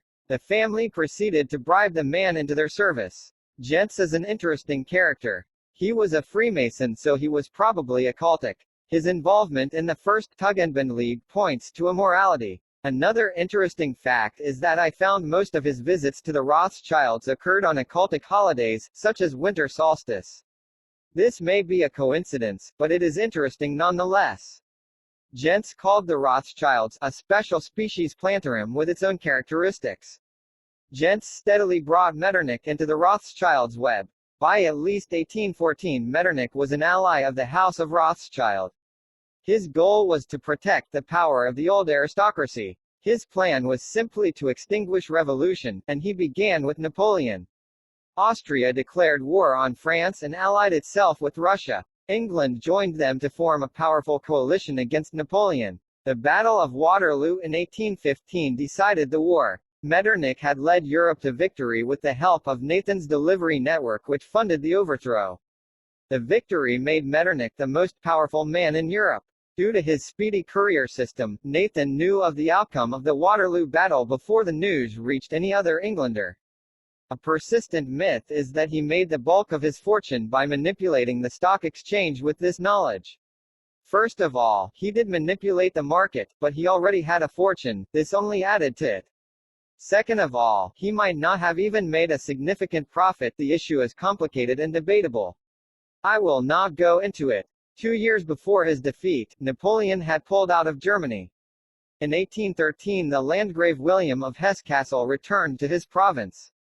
Said one biographer, earlier it had been the Rothschilds who had asked for favors, now it was the Landgrave and Balderas who tried to maintain a close connection. In 1818 Balderas died. By 1815 Nathan controlled England's finance. He did a large amount of direct business with the English treasury. John Hems was allowing deals that would hurt England but fill the pockets of the House of Rothschild. The following quote by one of Nathan's contemporaries describes his eerie countenance: "Eyes are usually called windows of the soul. But in Rothschild's case you would conclude that the windows are false ones, or that there was no soul to look out them.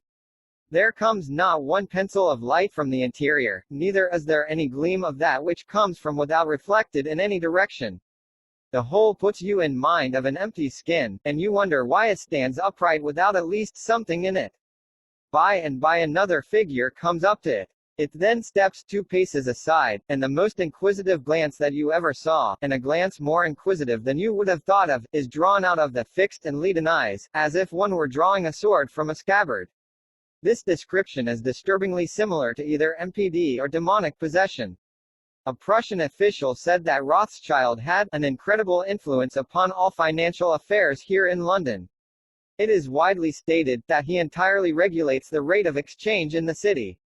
His power as a banker is enormous. When Nathan made a fuss, the Bank of England trembled. Once he tried to cash a check from his brother Amschel at the bank, but the bank refused, saying it cashed only its own notes. Nathan's volcano-like temper exploded. The next morning he and 9 of his clerks arrived at the bank and began exchanging bank notes for gold. In one day he had reduced the bank's gold reserves by a substantial amount. The next day he and his clerks arrived with more bank notes. A bank executive nervously asked how long he intended to keep this up. Nathan replied something to the effect of, "The Bank of England refused to take my bills, so I will not keep theirs." A meeting was quickly called and they decided that from then on the Bank of England would be pleased to cash any Rothschild check. Nathan's firm was named N.M. Rothschild & Sons. The firm met in the New Court building and for the sake of brevity will be referred to as New Court. New Court was so powerful that it even became a gold broker for the Bank of England, whose price I believe they still fix at will, though I may be wrong. He also founded the Alliance Insurance Company in England. The Illuminati has the Luciferian belief system that one's evil acts must be balanced by one's good acts. This belief system has led to the philanthropy of the truly evil elite, although much of this charity money goes to fund their objectives. Nathan hated the common masses, but his duty called. Almoners, particularly those acting on behalf of the poor Jews of London, reported that they got thousands, even hundreds of thousands, of pounds out of Rothschild, but hardly a word and never a courtesy. Nathan did not enjoy charity. He was good friends with Thomas Buxton, the anti-slavery leader. The famous musicians Mendelssohn and Rossini taught his daughter to play the harp. When Mayer died in 1812, his oldest son Amschel took over the Frankfurt firm. Although Amschel was not the head of the family, he was its spokesman to the aristocracy. He was the one who would apply for the honors and titles for his brothers. He has been described as a crotchety worrier who clung to the past. He was socially odd, yet held great dinners that were the talk of the elite. Religion was a big part of his life, to the point of being called monkish. Even though he lived on a grand scale, Amschel had no joy. Much of this distress came from the fact that he had failed to have any children. After Napoleon exited Germany, a German confederation was set up, of which Amschel became the treasurer. In a sense, this made him the first finance minister of the Prussian Empire, which was created by the Confederation. Amschel's sorrow over his lack of children led him to pick prominent young men to treat as his sons. One such man was Otto von Bismarck, who would later become the Iron Chancellor of Germany. Amschel was the protector of his mother Gudel, who was the matriarch of the family. No one could receive full admission into the House of Rothschild by marriage unless she approved. Guti smiled little and had a harsh tongue. One legend has it that a neighbor asked her whether there was to be peace or war. War? Gudel replied, nonsense. My boys won't let them. Salomon was the second oldest son of Meir. Along with the other brothers, he was constantly traveling through Europe. What separated him from his brothers was his gift of diplomacy. He was more stately and complimentary than the others. Said one banker of Solomon, nobody leaves him without being comforted. In other words, he knew how to kiss up. It was this fact that led the brothers to send him to Vienna, Austria to establish a relationship with the painfully aristocratic Habsburgs and with vain Metternich. Although the Rothschilds had attempted to enter a close business relationship with the Habsburgs in Austria, the Austrian royalty kept putting them off. Then Solomon came along. He rode in on a wave of newfound Rothschild power. Their name had become famous. One person described it as the two magic syllables. The brothers had become, as one biographer put it, the archdemons of progress. Solomon began to vie for Austrian ties through Gentz and Metternich. Eventually Solomon's diplomacy, Metternich's lobbying, and the below-cost method earlier used on the Landgrave broke down the wall between the House of Rothschild and the Illuminati Habsburgs. Austria began to employ the Rothschilds on a regular basis. Solomon moved into Vienna and bought a hotel and a house. Solomon knew how to play Metternich like a piano. He knew the right thing to say at the right time. He knew Metternich's quirks and prejudices, such as his vanity, which Solomon easily manipulated. Pretty soon Metternich and Solomon became close friends. The same goes for Metternich's right-hand man, Gentz. Gentz and Solomon were inseparable. Solomon was also a Freemason. It came to the point where Austria became so controlled by the Rothschilds that the government did not want to refuse the brothers anything. In 1816 Amschel, Solomon, Karl, and James received a title of nobility from the Habsburgs. In 1818 the Aix-la-Chapelle Congress met to discuss the future of Europe. Solomon, Karl, Metternich, and Gentz all attended this congress. It was here that Metternich first met the Rothschilds. Gentz kept the minutes of the congress. He was called the Secretary of Europe. A Rothschild scheme at this Congress totally shook the financial institutions of Europe. There was no denying the power of the Rothschilds. The divine right of kings had been overthrown by the divine right of money.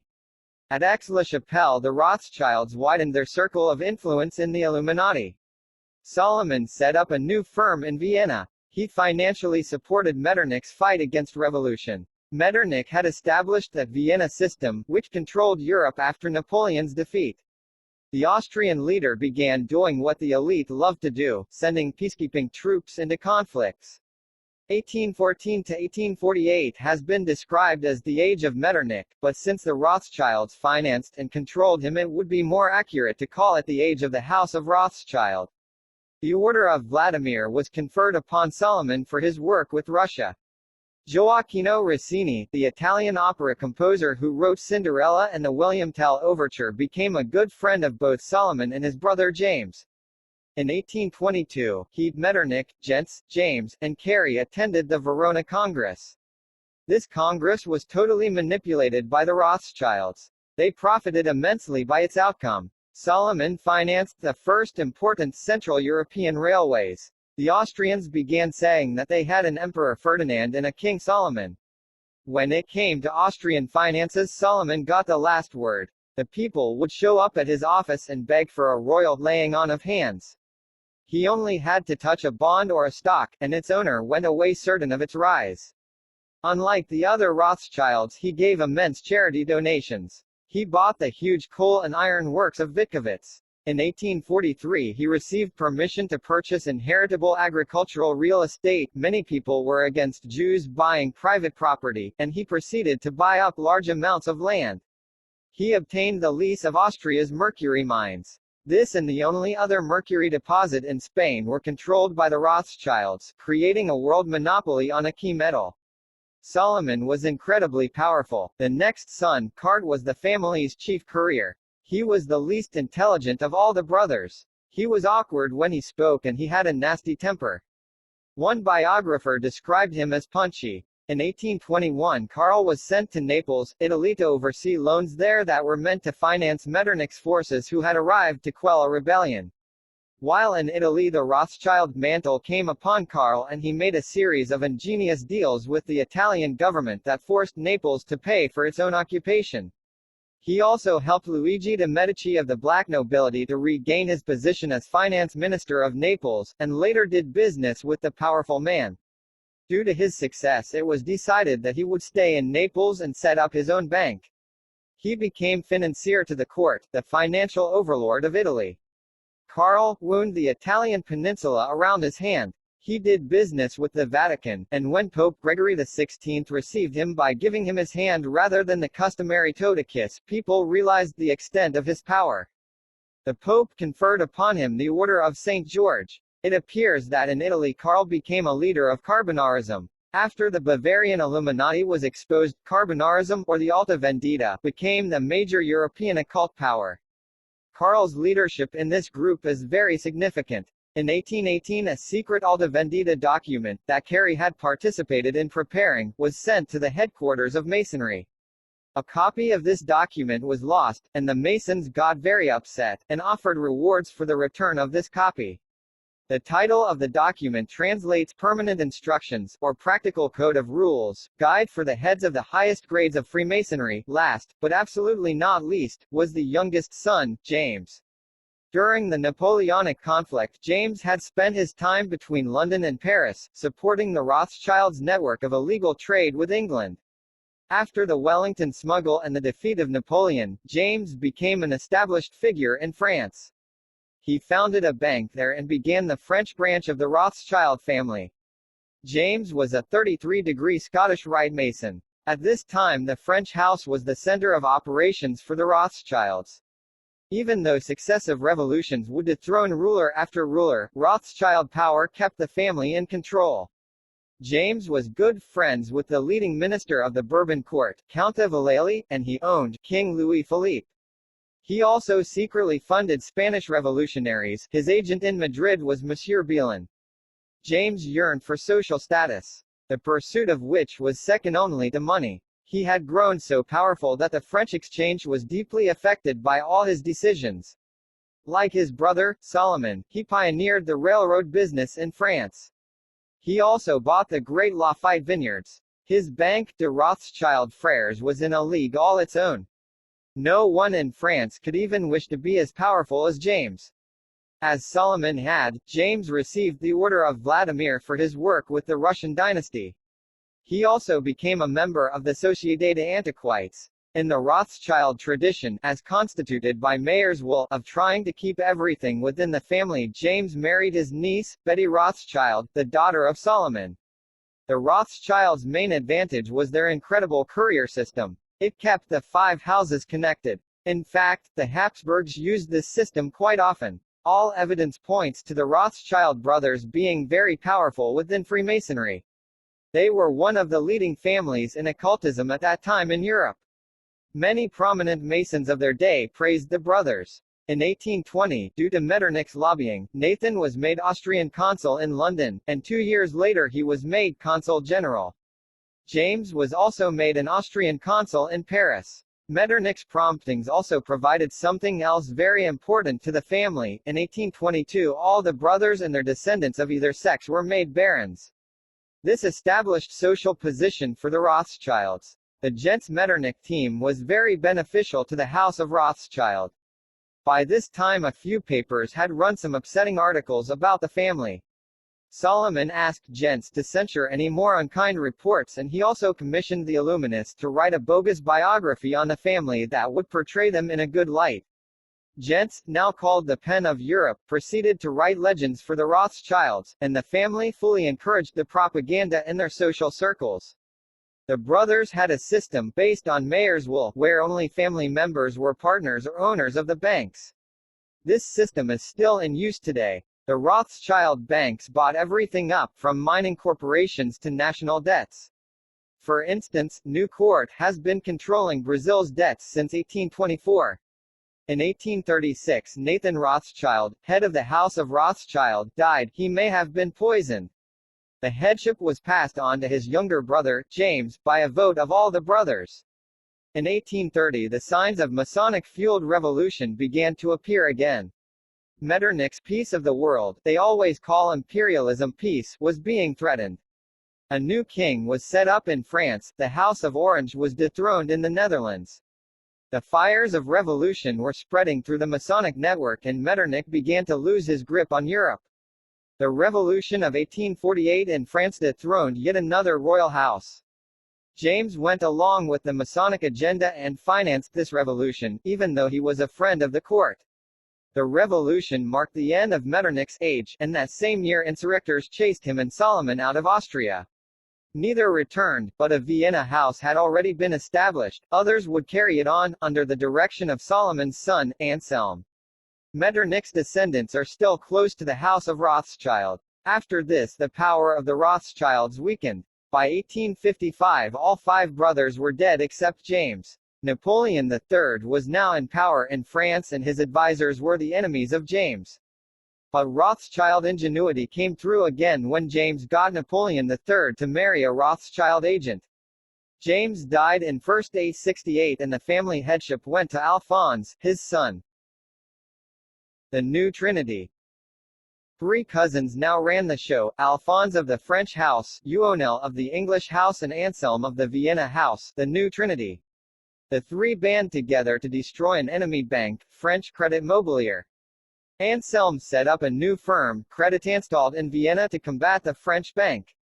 With the help of Lionel and Alphonse he attacked Credit Mobilier until it collapsed. The new head of the House of Rothschild was Baron Alphonse de Rothschild. Alphonse was a suave, socially elite man. After the rail of France's Credit Mobilier, Napoleon III stepped onto the Rothschild bandwagon. Alphonse was powerful, he had access to men like Napoleon III and Bismarck of Prussia. The Illuminati decided to get rid of Napoleon III, so English Prime Minister Gladstone, friend of the Rothschilds, set things up so that Prussia and France would go to war. Napoleon III proceeded to attack Prussia and Bismarck responded in a fury, defeating France and banishing Napoleon III from the throne. The war indemnities were paid to Bismarck, who had a dislike for Alphonse, despite his connections to the family through the Rothschilds. Alphonse's brother, Edmund, was the one who helped create Israel. This will be discussed further on in the article. Alphonse married another Rothschild, but his love for her was not very strong. The Comtesse de Castiglione was a beautiful woman who was a Marilyn Monroe of her day. She was the mistress of Alphonse, his brother Gustav Rothschild, whose daughter married a Sassoon, and Napoleon III. Anselm Rothschild of the Vienna house was a shrewd playboy. He destroyed Credit Mobilier with Creditanstalt, and in 1861 he became a member of the Austrian Imperial House of Lords. Anselm had many mistresses and his wife left him because of his adultery. He died in 1874. Lionel Rothschild of the English house inherited New Court. He financed England's Crimean War, Cecil Rhodes' South African Kingdom, vast copper and nitrate mines, and the purchase of the Suez Canal. Lionel's younger brother, Anthony, was knighted by the Queen. Another brother, Nathaniel, bought the renowned Mouton vineyards near Bordeaux. Lionel was a good friend of Prime Minister Disraeli, who was controlled by Rothschild money, and Gladstone. He also probably paid for Lord John Russell's election as Prime Minister. Lord Tennyson, whose poems are used in programming, attended his house parties. Lionel has been described as grouchy and crotchety. In 1858, Lionel became the first Jew in House of Commons. After 11 tries, the British Parliament gave in and allowed Rothschild to take his seat. Not a single significant political move by Lionel was recorded during his stay in Parliament. He was a member for 15 years. In 1879 he died. After Amschel of the House of Frankfurt died without an heir, 2 of Karl of Italy's sons came to take over the business. But they also remained heirless, bearing only daughters. When the last brother died in 1901, the Frankfurt Bank was liquidated. I believe they did not try to continue the original bank because they knew that Germany was about to be caught up in the turmoil of the world wars. They eventually set up another Frankfurt Bank after Germany's turmoil. The House of Italy ended the same way. The one son of Karl who had stayed in Naples produced only daughters, and when Garibaldi's red shirts unified Italy, this remaining son, out of character for a Rothschild, chose not to accommodate the new powers and moved to France. Thus ended the Italian branch. Rothschild influence in America. This subject is so massive that it will only be touched on. In 1837, Auguste Belmont came to the U.S. during the Panic of 1837. Auguste Belmont appears to have been a Rothschild proxy. Belmont bought up government bonds in this panic, and his success eventually led him to the White House, where he became the financial advisor to the President of the United States. His policies helped pit the North against the South for the Civil War. Judah P. Benjamin, who according to A. Ralph Epperson was the Civil War campaign strategist for the House of Rothschild, held many key positions in the Confederacy. He was apparently connected to John Wilkes Booth. J.P. Morgan has been called a Rothschild agent. His father was one of the many elite who made their fortunes by shipping supplies past the North's blockade and into the Confederacy. J.P. was a major supporter of an American central bank. Interestingly enough, he is reported to be related to Alexander Hamilton. In 1869, J.P. Morgan went to the House of England and formed Northern Securities as an agent for Newport in the U.S. Then, in 1907, J.P. Morgan shuttled back and forth between London and Paris, presumably getting orders from the Rothschilds. He returned to America and instigated the Panic of 1907, which led to the need for a central bank. Another man who appears to be connected to the Rothschilds was Thomas House, who also made his fortune slipping supplies past the North and into the South. His son, Colonel Edward M. House, was one of the main Illuminati figures to control America during the early 20th century. Some of the Bauer line of the Rothschild family moved to America and took up important positions in the hierarchy's network. The House of Rothschild in Israel. The Rothschild relationship to the Jews is deceiving. The family's stance is publicized as pro-Jewish, and they have given abundant charity to Jewish causes. But their support of the Jewish race has, in most cases, been used for the sole purpose of controlling the direction and profiting from the Jews. The Rothschilds have been described as the royal family of the Jews. Many leading Rothschilds have been dubbed King of the Jews. But what kind of Judaism do the Rothschilds support? Do they support the Orthodox Jews who believe in the Old Testament and are waiting for the return of the Messiah? No. Do they support Messianic Jews who believe Jesus Christ was the Messiah who came to save all men? No. The Rothschilds support those Jews who have fallen prey to the deceptive Gnostic and occultic teachings of Kabbalism, and in turn support the Illuminati-controlled Zionist movement. Not all Zionists are part of the conspiracy, but their leaders are, and the ultimate leaders of the Zionists have been the Rothschilds. I am disappointed by some researchers, who automatically coin the conspiracy a Jewish one. This unfortunate stumbling block has polluted their work, making it just as misleading as the information put out by the popular media.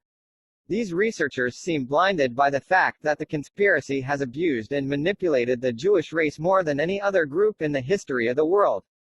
The hierarchy of the Jews has sat back and allowed the attack on, and control of the Jewish masses for the furtherance of Satan's agenda. I am saying this to let you see that I am not anti-Semitic. I believe that there are people who call themselves Christians who are part of the conspiracy. At the same token, there are people who call themselves Jews who are part of the conspiracy. To call the conspiracy Jewish is ignorant. I believe the Rothschilds to have been involved in Kabbalism, Jewish Sabbatism, or Frankism, all of which are involved in witchcraft. This belief is strengthened by the Rothschilds' use of the occultic seal of Solomon as a family symbol. The city in which the Rothschilds originated, Frankfurt, was deeply anti-Semitic. The Rothschilds were constantly striving to overcome the boundaries put on them because of their culture. It is very likely this birthed a bitterness in their hearts towards Christian society. This bitterness, and the need to facilitate more profit and power were most likely the reasons why they accepted the idea of a Jewish state. I will assume that the readers understand that the Zionism, restoration of Israel concept is an unbiblical sham. The following quote will help you understand the Rothschild attitude towards the Jews. The first principle of the House of Rothschild was to amass wealth, and the liberation of the Jewish race from oppressive restrictions contributed indirectly to this end, since it would facilitate intercourse with the rest of the world, and thereby increase the possibility of financial gain, which in turn would serve to increase its power. The Rise of the House of Rothschild by Count Egon Corti, page 124-125. Amschel of the Frankfurt House was constantly harassed by anti-Semites. As a result, he became the Grand Almoner and Grand Protector to the German Jews. He helped sweep away the chains of Jew Street. He pressed, in the end successfully, for the Jews' enfranchisement as free citizens of Frankfurt. One of the main Rothschild agents used to promote the emancipation of the Jews in Frankfurt was Frederick von Gentz, the evil pen of Europe. At this point I must clarify something for the reader. There are 3 Baron Edmund Rothschilds, and all 3 have been involved with the nation of Israel. To avoid confusion I will number them. Number 1 Baron Edmund de Rothschild 1845–1934, House of France. Son of James and brother of Alphonse. Number 2 Baron Edmund Eddie Alda Rothschild 1916, House of England. Son of Ioanne Nathan and great-great-grandson of the infamous Nathan Rothschild. Number 3 Baron Edmund de Rothschild 1926, House of France. Son of Maurice and grandson of Number 1 Edmund. The story begins with Number 1 Edmund, the father of Israel. During the Crimean War, which was funded by the Rothschilds, the small Jewish community in Jerusalem became cut off from all outside support. This resulted in semi-starvation. Number 1 Edmund's father, James, set up the James Mayer de Rothschild Hospital in Jerusalem in response to this problem. Number 1 Edmund picked up his father's interest in Palestine. When the Russian Jews fled the Tsar's pogroms in the 1880s, Edmund began to finance the Russian Jews' attempts to establish colonies in Palestine. It is clear that Number 1 Edmund was a fan of Zionism. His charities were not only aiding the persecuted but were promoting the concept of a return to homeland. The baron's money drained swamps, dug wells and built houses. It founded industries ranging from scent factories to glass works, from wine cellars to bottle manufacturers. The Baron established his own administration in Palestine and his overseers dictated to the farmers exactly what crops were to be grown and where. The man who set up the first Zionist Congress was Theodor Herzl. He attempted to get the support for his plans to restore the Jewish state from the Rothschilds, but many members of the family were opposed to Zionism. The Rothschilds supported those causes which they could profit from, and the integration of Jews into the European culture was profitable for them. One Rothschild told Herzl he was an Englishman and proposed to remain one. Number 1 Edmund, on the other hand, was leading a Rothschild plan similar to Herzl's that slowly created a Jewish state controlled by the family. Number 1 Edmund did not oppose Zionism. In fact, he supported Herzl's cause, yet he felt Herzl's plans should not be implemented so soon. They were to be accomplished quietly, stealthily, not by shouting from the rooftops. Plus he was concerned that Herzl would take away too much Rothschild power over the slowly forming Jewish state. The Baron continued to support his own colonies, and though Herzl was socially supported because his ideas facilitated Rothschild power in Palestine, he was not allowed to implement his plans. Number 1 Edmund did not want Herzl in control. Later, after Herzl had died and was no longer a threat, Number 1 Edmund admitted that Herzl had been right, and went right on pouring money into the Jewish homeland. Number 1 Edmund had a tight-fisted control of the colonies. The Baron was a dictator who expected the colonists to obey him unquestionably. In 1901 the Jews in Palestine sent a delegation to the Baron who told him, if you wish to save the Yishuv, the -83 Jewish settlement, first take your hands from it, and, for once permit the colonists to have the possibility of correcting for themselves whatever needs correcting. This upset the Baron. He replied, I created the Yishuv, I alone. Therefore no men, neither colonists nor organizations, have the right to interfere in my plans. Herzl was succeeded as president of World Zionism by David Wolfson. Wolfson got the full support of the Baron. Wolfson's successor was Otto Warburg. Another prominent leader of the Zionists was Chaim Weizmann. Wiseman was on better terms with number 1 Edmund than his predecessor, Herzl. He made this observation of the Baron after their first visit. In manner B could be both gracious and brutal, and this was the reflex of his split personality, for on the one hand he was conscious of his power and arrogant in the possession of it, on the other hand he was rather frightened by it, and this gave him a touch of furtiveness.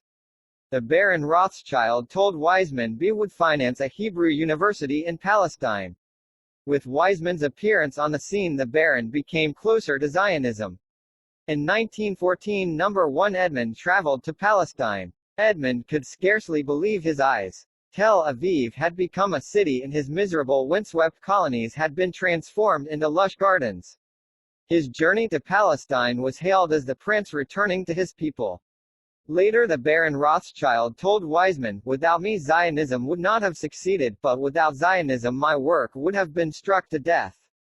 Another Rothschild embraced Zionism through Wiseman, Lionel Walter, the second Lord Rothschild. Apparently this upset some relations. The Balfour Declaration, which declared England's support of the creation of a Jewish homeland, was addressed to Lord Rothschild too. Lord Rothschild also received the documents of support from the League of Nations. Charles T. Russell sent a letter to Lord Rothschild that praised him for his work towards a Jewish homeland. After World War I, Britain ruled Palestine, and the Rothschilds ruled Britain. Also, a bulk of unpaid debts to the Rothschilds by the failed Ottoman Empire gave the family more control over Palestine. Then came Hitler. According to Walter Langer, a psychoanalyst who wrote the book The Mind of Adolf Hitler, the demonic German leader was a grandson of a Rothschild. Adolf's father, Alois Hitler, was the illegitimate son of Maria Anna Schicklgruber. It was generally supposed that the father of Alois Hitler was Johann Georg Hitler. There are some people who seriously doubt that Johann Georg Hitler was the father of Alois. An Austrian document was supposedly prepared that proved Maria Anna Schicklgruber was living in Vienna at the time she conceived. At that time she was employed as a servant in the home of a Baron Rothschild. As soon as the family discovered her pregnancy, she was sent back to her home, where Alois was born. It is believed that Hitler, who was totally created by Satan's empire, attacked Austria first, in order to destroy the Austrian records that proved his Jewish ancestry.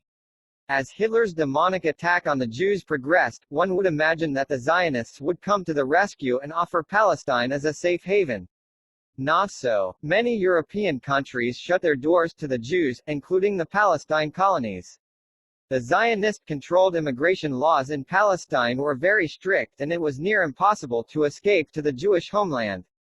In fact, the Zionists refused to admit there was a Holocaust going on, although evidence points to them knowing. I suppose in their minds it was okay to sacrifice a great number of Jewish lives in order to promote the idea of a Jewish state. To the elite, the Holocaust was like shooting dead a herd of cattle to receive the insurance payment. Said Michael Caesar in his book, Zionism Reconsidered. Not even the events of 1933 aroused their Zionism's political interest. They were naive enough to see them as a God-sent opportunity for an undreamt-of wave of immigration to Palestine. When the Zionist Organization Against the Natural Impulses of the Whole Jewish People decided to do business with Hitler, to trade German goods against the wealth of German Jewry, to flood the Palestine market with German products and thus make a mockery of the boycott against German-made articles, they found little opposition in the Jewish national homeland, and least of all among its aristocracy, the so-called kibbutniks. Hitler forced the Jews to wear the six-pointed star as a sign of shame. It was this same symbol that the Rothschilds were named after and the same symbol that the Zionists promoted as a symbol of Jewish national identity. Do you see the contradiction? Said Jewish author O.J. Graham in The Six-Pointed Star, not all the concentration camp victims were Jewish people. Many were Christians. Spiritually, a parallel can be seen in the rituals to Ashtaroth and Moloch, where the victims were burned as sacrifices to these false gods. Were the victims of the Nazis someone's sacrificial offerings? I believe they were. Remember, the six-pointed star was the symbol of Moloch and Ashtaroth. Unfortunately, few Jews will tolerate a discussion of this subject. After World War II, the UN, spurred on by the Illuminati, created horrors against the Jews, granted Israel its statehood. Weizmann was the first president of Israel's Knesset, which was built with Rothschild money. The occultic hexagram is on the Knesset, and is also displayed on the Jewish flag. The six-pointed star had made its way from Egyptian pagan rituals of worship, to the goddess Ashtaroth and Moloch, to King Solomon when he went into idolatry, say, Graham. Then it progressed through the magic arts, witchcraft, including Arab magicians, druids, witches and Satanists, astrology, in which it was no new thing, through the Kabbalah to Isaac Luria, a Kabbalist, in the 16th century, to Meir Amschel Bauer, who changed his name to this symbol, to Zionism, to the Knesset of the new State of Israel, to the flag of Israel and its medical organization equivalent to the Red Cross.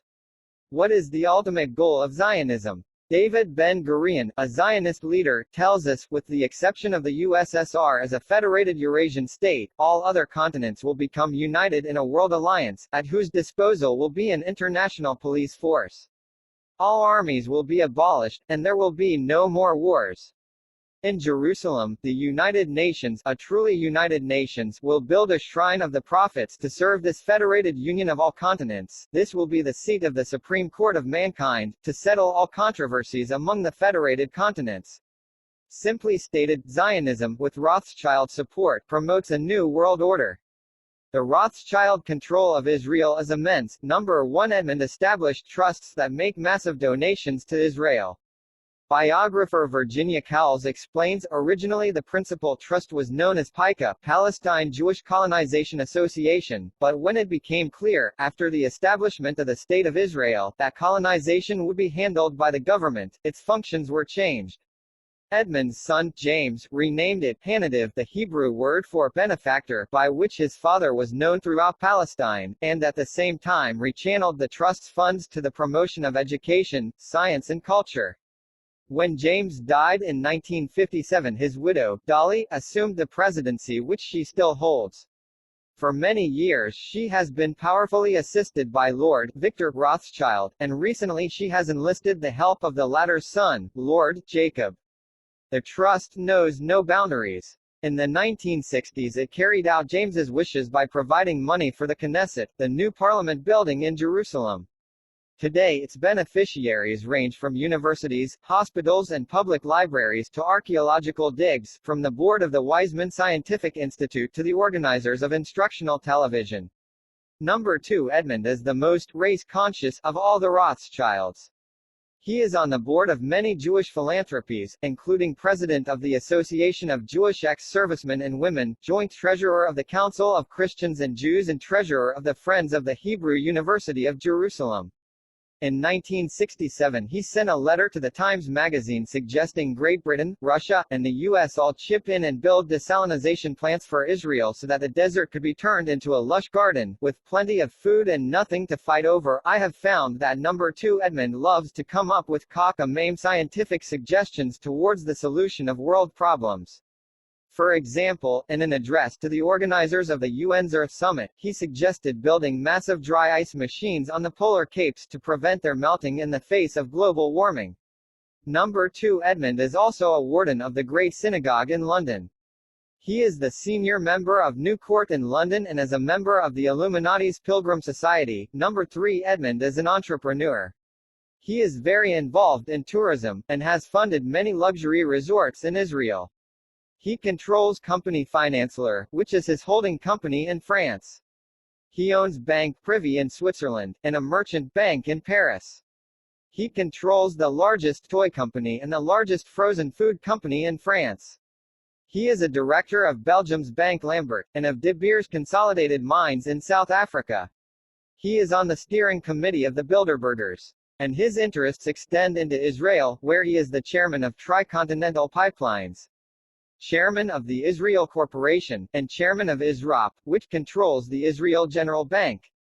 The list continues. Number 3 Edmund is on the board of the Hebrew University of Jerusalem. He directs the Middle East Peace Institute, which he founded in 1967. He regularly donates money to the Biological Physio-Chemical Institute, which was founded by his grandfather. Number 1 Edmund sits on the boards of a dozen or so hospitals and scientific institutes. Number 3 Edmund is considered the richest Rothschild. He has massive power, and this includes control of much of Israel. The Rothschilds have even had a street named in their honor. The First International Bank of Israel is located at 39 Rothschild Boulevard in Tel Aviv. Bank Hapoalim, Israel's fastest-growing bank, is next door at 50 Rothschild Boulevard. The Satanic Rothschilds simply dominate Israel. Apparently Israel has served as the meeting grounds for the French and English Rothschilds. The French and English houses contributed over $1 million to Israel around the time of the Six-Day War. It is reported that when Baron Alain of the French house visited Israel he burst into tears at the sight of the Wailing Wall. Baroness Alex of the French house is the world president of Youth Aliyah, which deals with the emigration of Jewish children to Israel. Evelyn of the English house is chairman of the board of governors of the Technion, Israel's Institute of Technology. The Satanic Rothschilds simply dominate Israel. The Rothschilds help Satan's empire control the world's resources, the world's nations and the world's religions. They are an institution in the conspiracy and, if one looks carefully, the path of their destructive reign can be followed through the history of the past 3 centuries. This article will be continued in the next newsletter, where it will discuss the House of Rothschild in the 20th century. Bibliography Corti, Count Egan Caesar. The Rise of the House of Rothschild. Boston, Los Angeles, Western Islands, 1972. Copyright 1928 by Cosmopolitan Books Corporation. Graham, O.J., The Six-Pointed Star, Fletcher, N.C., New Puritan Library, 1984.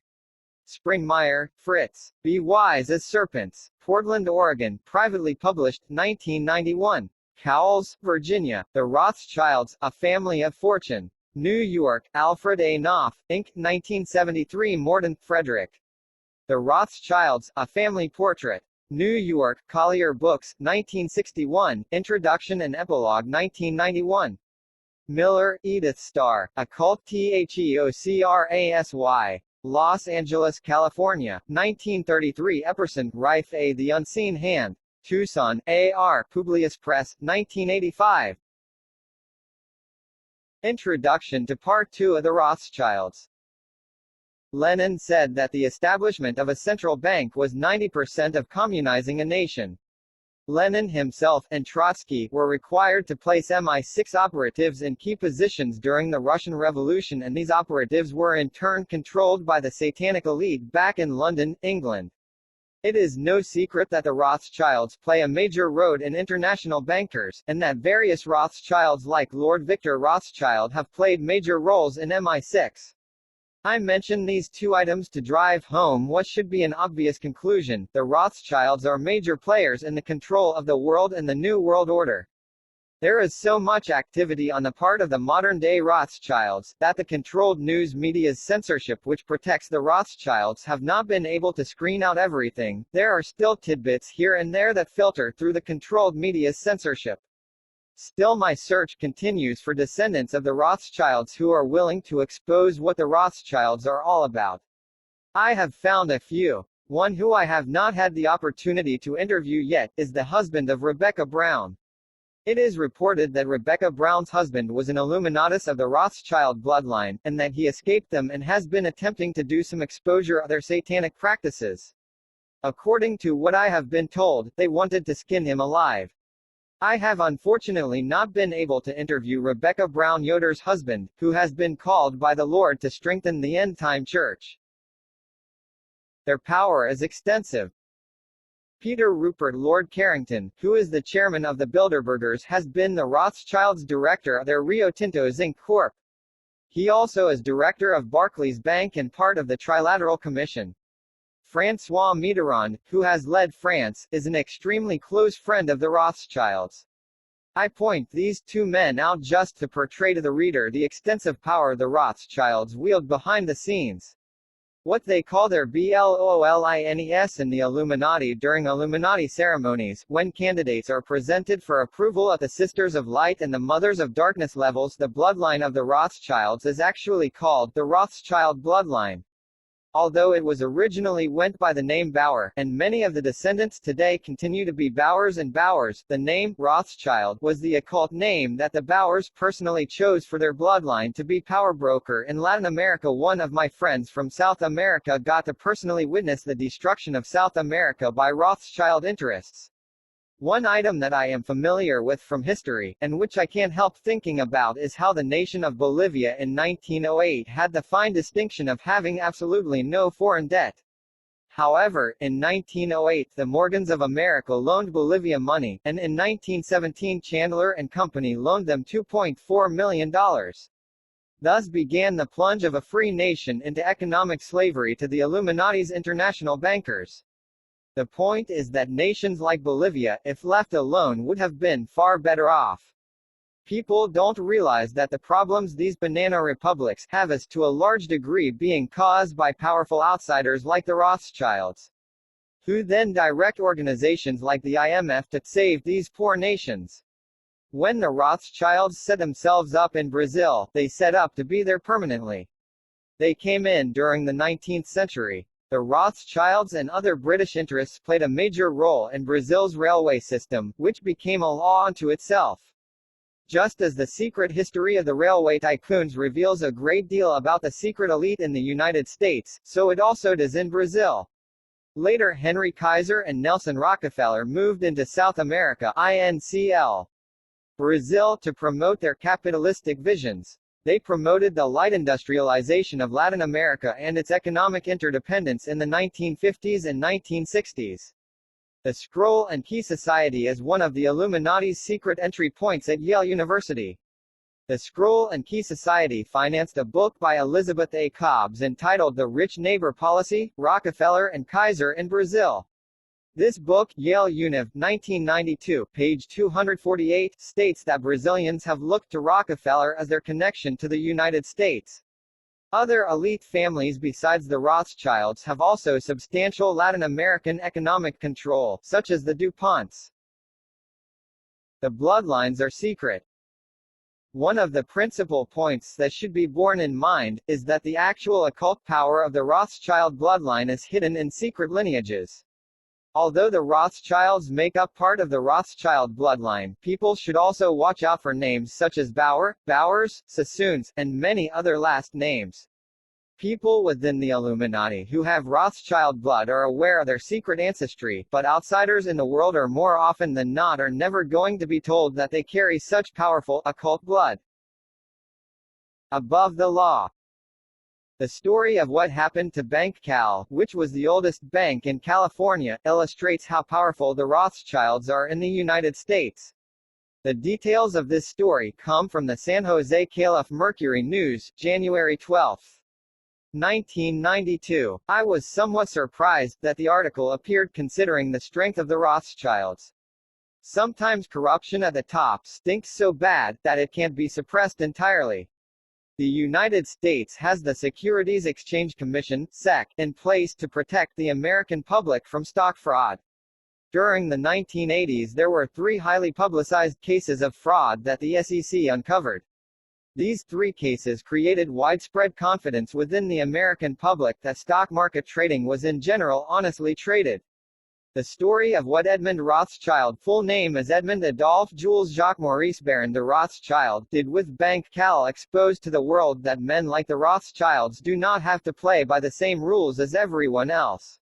They are literally above the law. The powerful Illuminati control the law. In 1973, the CEO of Bank Cal, de Bretteville, sold Edmund Rothschild 300,000 shares of Bancal Tri-State Corp., 22% of the holding company for the Bank of California. De Bretteville had originally asked 2 English Rothschild cousins if they wanted to purchase the stock. These 2 cousins then called 2 French Rothschild cousins, who then called Edmund in Geneva, Switzerland for assistance. Edmund told them he would help them buy it, and that after he purchased it he would turn around and divide it with his relatives. He lied, and over the next few years, he would continue to lie to numerous people about his intents for the bank. De Bretteville says, "He lied to his family and he lied to me, it was a dirty deal all around." Bank of California had the only banking franchise at the time which was in all three Pacific Rim states, OR, WA, CA. It turned out that the Bank of California was like a piece of art to Rothschild. He had no intention of improving the bank, he simply wanted it for his collection of companies. Edmund already owned companies in Brazil, toy companies, 10% in De Beers mining in So. Africa, joint business ventures with Robert Vesco, and 30% of Club Mediterranean which Edmund co-founded. Club Mediterranean was created out of the idea that others of the elite would enjoy seaside playgrounds like those he and his mother cavorted at when he was a youngster. Edmund went on to marry a chorus girl named Nadine. Actually, sources indicate that the Baron Edmund had wanted to give the Bank of California to his only son, Benjamin de Rothschild, as a graduation present. But Benji, who was going to Pepperdine University, was more interested in partying. Benji lived high on the hog at a fabulous California beach house while flunking school and living wildly. Apparently, his father decided his son wasn't ready for a graduation present. In fact, he left Pepperdine Univ after 4 years with 31 credits, 97 short to graduate, and went back home to Chateau Pregny on the shore of Lake Geneva near Geneva, Swiss. It wasn't until 1989 that Benjamin stepped forward into the world of finance by launching his La Compagnie de Trésorerie Benjamin de Rothschild. The San Jose Mercury, January 12, 1992 reported, the longtime chief executive of the Blue Blood San Francisco Bank invited Rothschild to invest. Banking regulators encouraged Rothschild to take charge. Securities investigators ignored the frenzy of trading overseas, and later, the documentation of insider trading. The bank's directors fawned while the Baron used it as a personal plaything. "This is not what made this country great," says Bill Miles, a former Bank Cal vice president. "This is greed, all the way through." Edmund Rothschild only purchased a minority of BankCal's shares, but he was still able to totally control the company. He was also able to manipulate its stock prices and carry out insider trading without the Securities and Exchange Commission watching it. Edmund named 2 representatives to the board of directors. The first was George Coulon Carlweiss, a patrician Swiss banker who worked for Edmund. The other was George Shapiro, a New York lawyer who knew nothing about banking. Edmund has called George Shapiro his godfather and his guardian angel. Then Edmund replaced de Bretteville as CEO with his man Chauncey Schmidt. Edmund had agreed to leave de Bretteville in his position as a condition to purchase Bank Cal shares, but when he chose to renege on his agreement he did without compassion. Bank board meetings became a game of "what does Edmund think?" Edmund on his part threw parties that enamored him to San Francisco's high society. Edmund carried out a series of actions which dropped the value of BankCal's stock drastically. Financial advisors and securities analysts convinced small stockholders to sell their Bank Cal stock, which they then did for rock-bottom prices as little as $16 a share. Rothschild bought some at that price. Some of Rothschild's secret proxies paid slightly higher prices. Most of the stock went to anonymous investors trading through private banks protected by secrecy laws.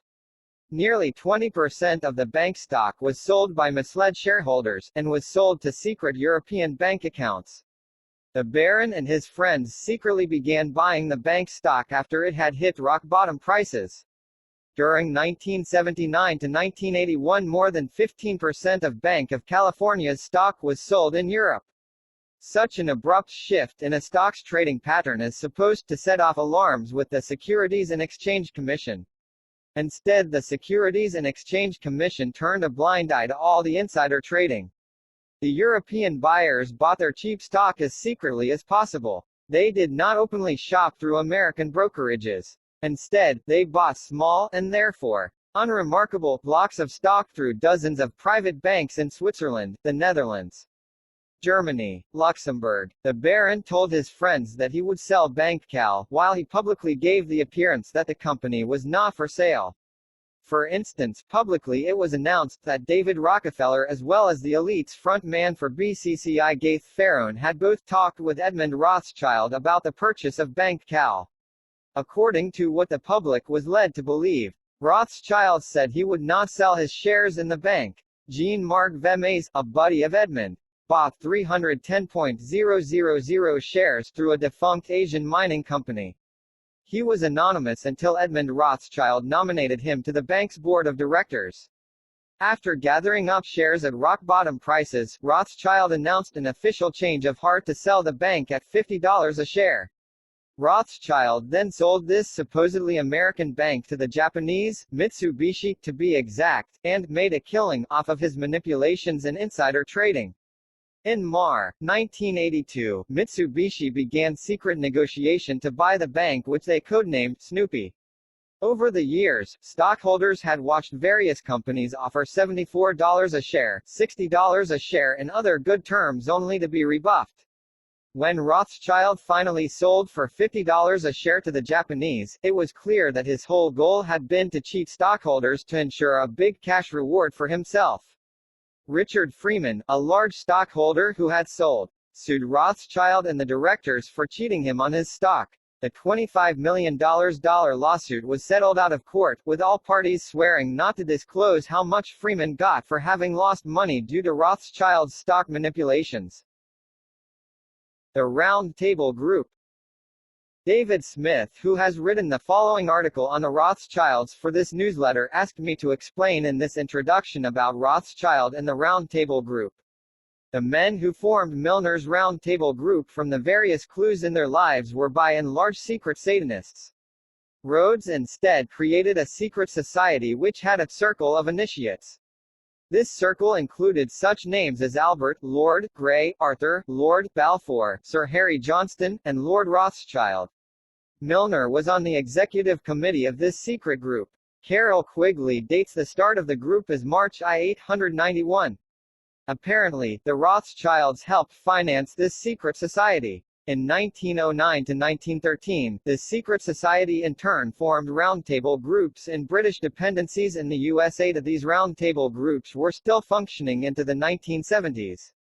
Sir Abe Bailey supported the roundtable group's quarterly magazine called The Round Table in 1919. Sir Abe Bailey and the Astors financed the creation of the Royal Institute of International Affairs, which in turn created daughter organizations such as the Council on Foreign Relations in the United States. The RIIA is also sometimes called Chatham House. The first round table group of the Rhodes Milner Group were sometimes called the Cliveden Set because they often met at the Astors' Cliveden estate. Terence O'Brien's biography describes Milner's relationship to the Rothschilds as very close.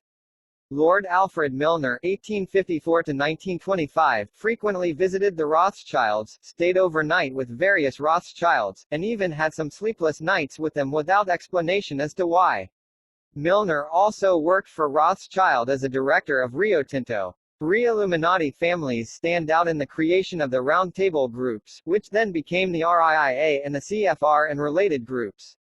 These are the Rothschilds, Astors, and Greys. The Bailey family also shows up an important generational satanic family. The RIIA and its various branches such as the CFR are very powerful today. In My Be Wise as Serpent's Book readers can find a chart showing the role the CFR plays in the policy process of the U.S. The Rothschilds, Part 2 by David Smith. The Rothschild family reached a peak in its power during the Age of Metternich 1814 to 1848, but as the century waned, so did Rothschild power.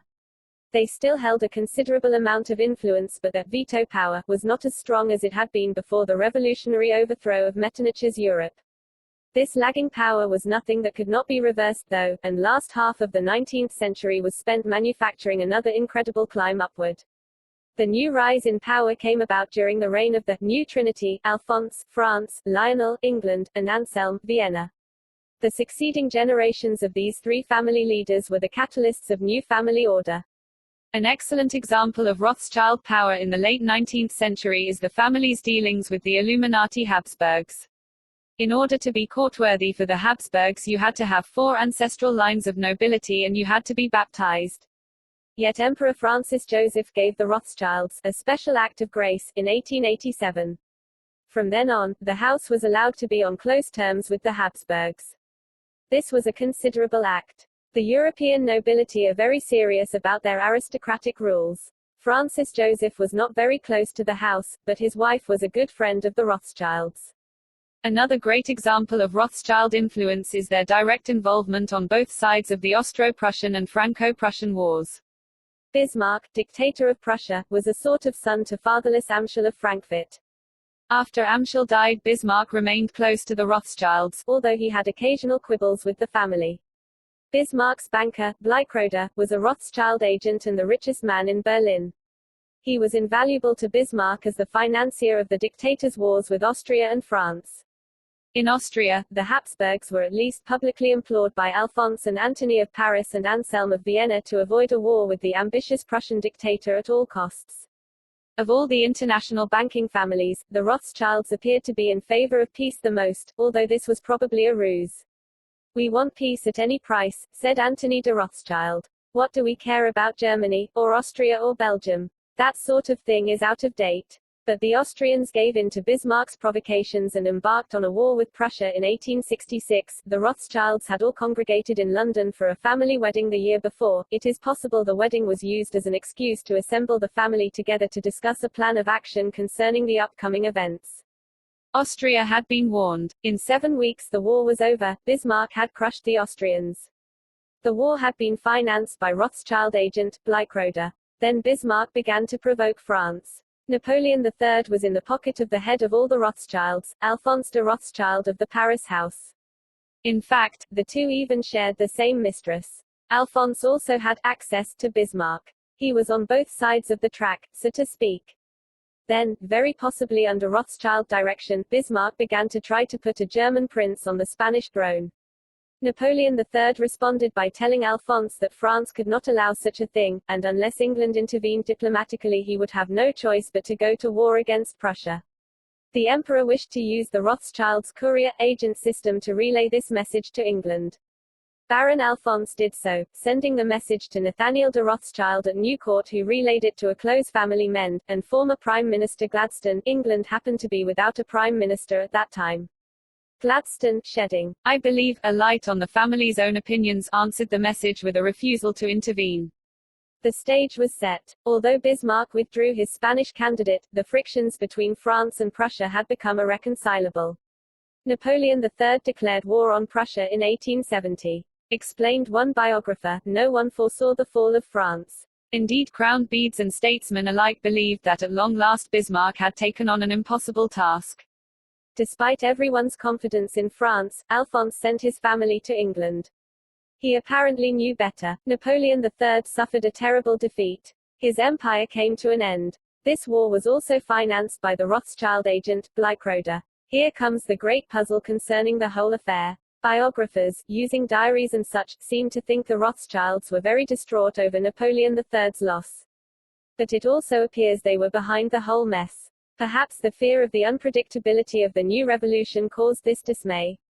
Perhaps it is just Rothschild disinformation. Perhaps their plan was to keep connections on both sides of the conflict and ride out the storm, but they were upset because their philosophical loyalty was to France, although I find this hard to believe.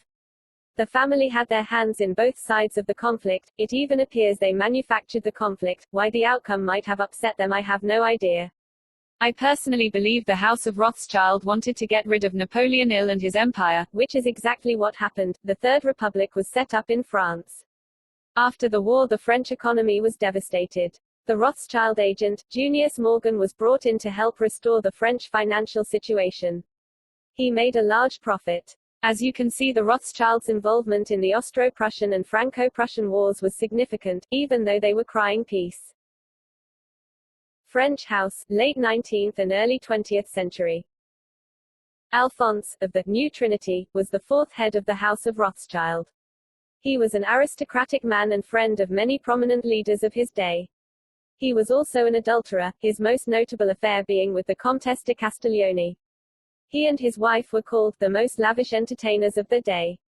The sophisticated Alphonse was even friends with Belgium's King Leopold and England's Prince of Wales. He also improved upon his inherited network of Rothschild agents, an underground system that would continue to grow well after his death. He was one of best informed men of his day. His older sister Charlotte married Nathaniel of the English house. His brother Gustave also had an affair with the Comtesse de Castiglione. His youngest brother, Edmund I, was a genius and a main figure in the creation of a Jewish homeland in Israel. He helped divide the world's oil between Shell and the Rockefellers' Standard Oil. His other brother Salomon James married a Frankfurt Rothschild and is the subject of a weird circumstance described by biographer Virginia Cowles. In 1864, Baron James' third son, the brilliantly clever Salomon James, dropped dead. The boy had become a compulsive gambler, which had caused his father great anxiety, as anyone with the Rothschild name was given unlimited financial credit. Apparently Salomon died of a heart attack, which fascinated the Goncourt brothers. Cabarrus, Rothschild's doctor, one of them wrote, told St. Victor that the young Rothschild who died the other day really died of the excitement of gambling on the stock exchange. Imagine it, a Rothschild dead of a paroxysm over money. However, if the Goncourt brothers had known the details of a previous heart attack suffered by Salomon, they would have been even more enthralled. 3 years earlier Salomon had dropped dead. He had been placed in a coma and, according to Jewish custom, carried into every room in the house. One of the pallbearers had stumbled, the coffin had crashed into a door and Salomon had woken up.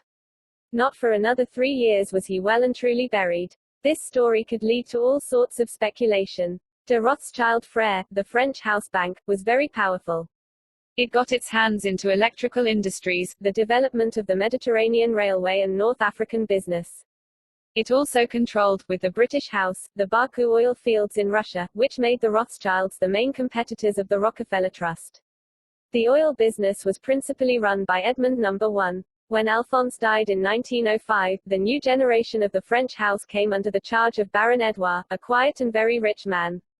Edouard was a director of the Bank of France. Baron Edouard also ran the de Rothschild Frere with his cousin, Robert, who married a Beer, son of Gustave. Robert's sister, Alice Caroline, married Sir Edward A. Sassoon.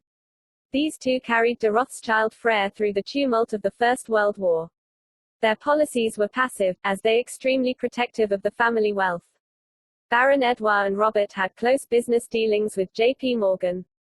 One of the operations of the Morgan-French Rothschild combine involved economic manipulation that allowed the Vienna house to almost fully regain the losses that the Austrian Rothschilds had incurred during World War I.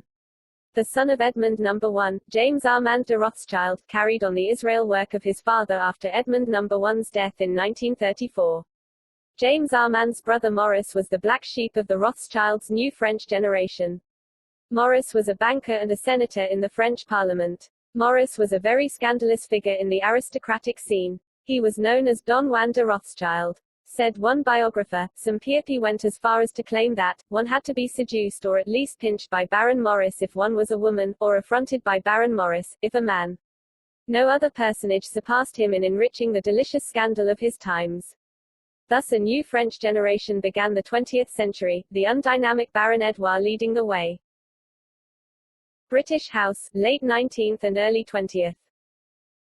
Lionel de Rothschild, of the New Trinity, brought the British House into the late 19th century. Lionel was a very powerful man. He ran New Court shrewdly, and financed many prominent ventures, such as Cecil Rhodes' gold and diamond mines, and the purchase of the Suez Canal. He was also the first Jewish member of Parliament. His sister, Charlotte, married another member of the New Trinity, Anselm of Vienna. Another sister married into the soon-to-be-extinct Italian house. Lionel's brother Anthony, who described the Rothschilds as complete slaves to business, married a Montefiore, and was knighted by the Queen, thus Sir Anthony de Rothschild. Lionel's next brother, Nathaniel, was the father of the Mouton Rothschilds. Nathaniel, though of the British House, loved France and moved to Paris in 1851. In 1853 he bought vineyards that became known as Mouton Rothschild, and he lived at these vineyards several months of the year.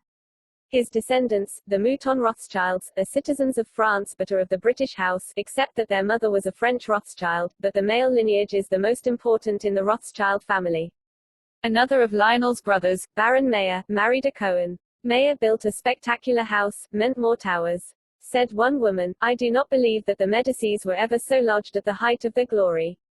The Mentmore Towers were turned over to Mayer's daughter, Hannah, when he died. Hannah married the Earl of Rosebery in 1878. The Earl of Rosebery became Prime Minister of England in 1894–95. The Mentmore Towers are still owned today by the son of Hannah, the current Earl of Rosebery. The Baron Mayer de Rothschild was a member of parliament, never made a speech, and loved horse breeding and racing. He was the sporting member of the family. When Lionel died in 1879, a new generation of British Rothschild appeared on the scene, led by Lionel's aristocratic son, Nathaniel Natty de Rothschild. Natty took control of New Court, the Rothschilds' British bank. He was elected to the House of Commons in 1865, and then, in 1885, Queen Victoria made him a lord and he entered the House of Lords, the first Lord Rothschild. The intelligent and extroverted Natty was an ornate speechmaker, unlike his father, Lionel, and Uncle Mayer. Lord Natty has been described as exclusive, lofty, humorless, one of the three rudest men in England, selective, blunt, aloof, powerful, and a man with an explosive temper. A perfect representative of the ruling class. Said one biographer, although Natty lacked the soaring intelligence of his rough, unsociable grandfather, Nathan, second head of the Rothschilds, he had a strong personality and the authoritative air of a man who is not accustomed to being contradicted. Lord Natty was a good friend of Prime Ministers Disraeli and Gladstone. He played the philanthropy game of the rich very well. The powerful head of New Court was known for his charities, especially to the Jews. He was called King of the Jews, as have many other Rothschilds. The haughty Lord Rothschild was even chairman of the British Red Cross.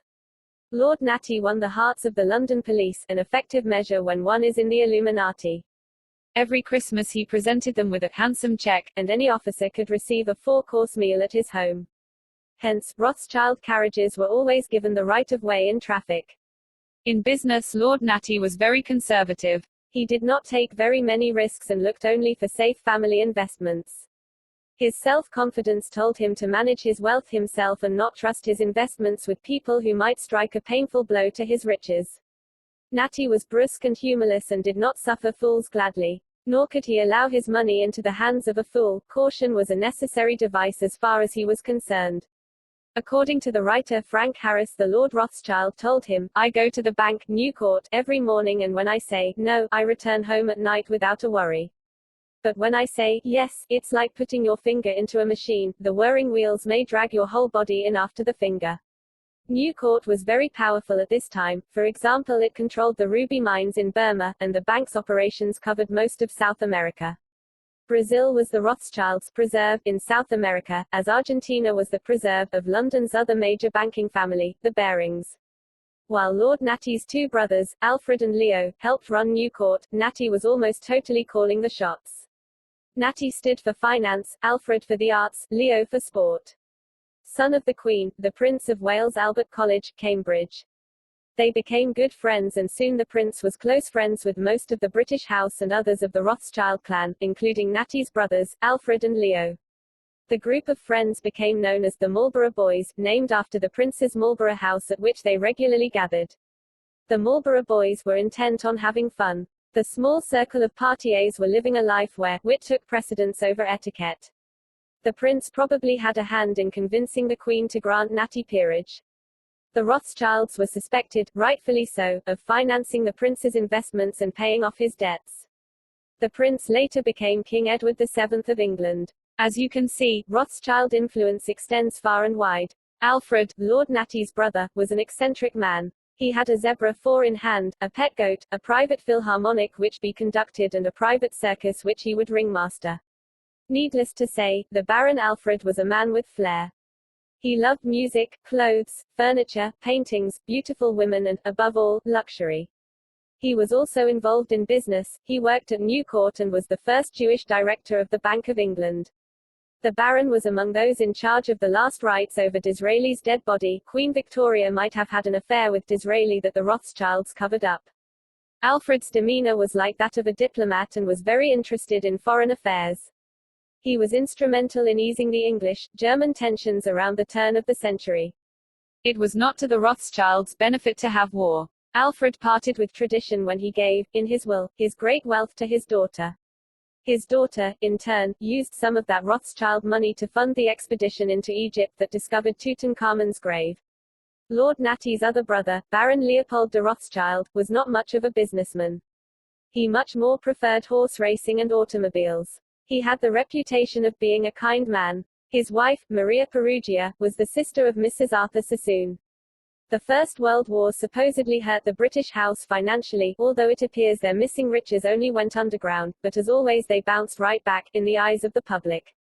Thus a new British House of Rothschild began the 20th century, lofty Lord Natty leading the way. Austrian House, late 19th and early 20th century. Baron Anselm von Rothschild, of the New Trinity, brought the Austrian house to the close of the 19th century. Anselm lived under the reputation of his father, Salomon, and his uncle, Amschel, with whom he spent a good deal of his time. But B did not necessarily ride their coattails, he proved his worth, so to speak. His most notable act being the creation Creditanstalt, which destroyed the financial challenger of the Rothschilds, Credit Mobilia. As a young man Anselm was a bit wild and frivolous, so high. Father sent him away to apprentice. Anselm ended up working under his uncle Amschel in the Frankfurt Bank, which was doomed to future liquidation. Frankfurt mellowed him, and he lived there for 30 years. When his father died in 1855, Anselm returned to Vienna to take his father's place. He became a very active businessman. Anselm had influence in the Habsburg court. Baron Anselm's name was inscribed in the Golden Book of the Capital, and in 1861 he had been made a member of the Imperial House of Lords. He also knew how to incur his wrath. One club in Austria refused him membership because B was a Jew. Baron Anselm simply bought a sewage disposable unit and installed it right next to the club. The smell was horrible. The club then tried to give him a membership card, to mend the problem, but he returned the card doused in perfume and informed them that he would not move his sewage unit. The Rothschilds set off the financial crisis of 1873 in Vienna. SM Rothschild und Söhne totally controlled Hungarian finance. And Creditanstalt was the financial powerhouse of the Habsburg realm. Anselm's children carried on in Vienna after he died in 1874. Il's eldest son Nathaniel was an aristocrat, who was not interested in banking, only fine art and history. Anselm's second son, Ferdinand, moved to England. Only Baron Albert von Rothschild, Anselm's youngest son, had a business inclination, and B was chosen to take over Creditanstalt. Baron Albert and Nathaniel were the two richest men in Austria. Baron Albert held controlling interest in innumerable industries ranging from coal to railways, and when, in 1881, he converted the famous 6% gold loan to Hungary, the bank was recognized as the greatest financial force in the empire. Albert was afraid of the common people, and he built a mansion that was more of a citadel than a house. Its rails were 7 feet high, and on top of that sat another 8 feet of iron fencing. Anselm's second son, Baron Ferdinand, was a member of Prince Edward's Marlborough Boys. He remained in England, becoming a naturalized citizen. Ferdy, as he was called, was an intellectual socialite. He built an incredibly grandiose mansion named Watterson Manor, one of the most awesome of all the Rothschild homes. The manor was so marvelous that the Queen herself paid it a visit. Visitors to its halls ranged from the Empress Frederick to the Shah of Persia. Ferdinand also had a zoo. One of Anselm's daughters also moved to England, Alice. The unmarried Alice was a very tyrannical person. In fact, she even yelled at the Queen when she saw her inadvertently trampling a flower bed. The Queen and Alice remained friends, and the Queen nicknamed Alice the all-powerful Alice. "Reigns absolutely," wrote a cousin. "There is nothing constitutional about this monarchy. No wonder the Queen has named her the all-powerful." When Ferdinand died, Alice received Watterson Manor. Head of the Austrian house, Albert died in 1911. His son, none of his brothers had any children. Baron Louis became the head of the house. Louis brothers, Alphonse and Eugene, were gentlemen of leisure. Baron Louis and his two brothers both served in the Austrian army during World War I. The war supposedly split the Vienna house from the French and English houses. I don't believe this. The Austrian house's wealth had to go underground during the war. After the war ended, the French and English houses put the Austrian house back on their feet again. Thus a new Austrian house began the 20th century, powerful Albert and suave Baron Louis leading the way. The Morgan Connection. George Peabody, a Massachusetts trader, set up a banking house, George Peabody and Company, in London in 1837. He became regarded as a financial ambassador in London. Carroll Quigley attributes the use of tax-exempt foundations for manipulation of society to Peabody, seen in his Illuminati Peabody Foundation. Daniel Colt Gilman, a member of the Skull and Bones and first president of the Carnegie Institution, was involved in the establishment of the Peabody Foundation. He was in such high regard by the elite that they have erected a statue of him across from the Bank of England. Peabody was getting old and needed a younger partner. Junius Morgan, of Hartford, Connecticut, was recommended to Peabody. In 1854, Junius and his family arrived in London to join George Peabody and Company. When the elite's concocted American Civil War broke out, Peabody and Junius Morgan raised loans for the North. It appears John Hughes played both sides of the war. Ralph Epperson claims Junius was one of the Rothschild agents who shipped supplies to the South. When Peabody retired in 1864, Junius took over the business. The firm was renamed J.S. Morgan and Company. That same year, Junius's son, J.P. Morgan, became a junior partner in the firm. A year later, J.P. left for America to represent the firm in New York. After the end of the Franco-Prussian War, Junius Morgan was called on to help restore the French autonomy. Around this time his bank was talked of as a rival to the Rothschilds' New Court, but Junius was a Rothschild agent. When he prospered, so prospered the Rothschilds and the Illuminati. J.S. Morgan and Company was one of the Rothschilds' great power tools in the United States. In 1869, Junius's son, J.P. Morgan, went to London to meet with the Rothschilds. They laid out the plans to form Northern Securities, a company that would act as an agent for New Court in the U.S. J.P. ruling as a proxy for the family. In 1871, Junius's son, J.P. Morgan, made an alliance with Tony Drexel, heir to the powerful Philadelphia Bank. Their firm, Drexel, Morgan and Company, resided in an extravagant new building on Wall Street, which is still Morgan headquarters today. After the Europeans got over their lack of confidence at the end of the Civil War, money began to stream across the ocean to the U.S., providing massive profit for the firm. It set out to finance the growing number of industrial projects in America. The House of Morgan was getting extremely rich. Junius retired in 1879 and J.P. took over J.S. Morgan and Company, reorganizing it under the title J.P. Morgan and Company. J.P. Morgan soon became a symbol of the growing centralization of American money.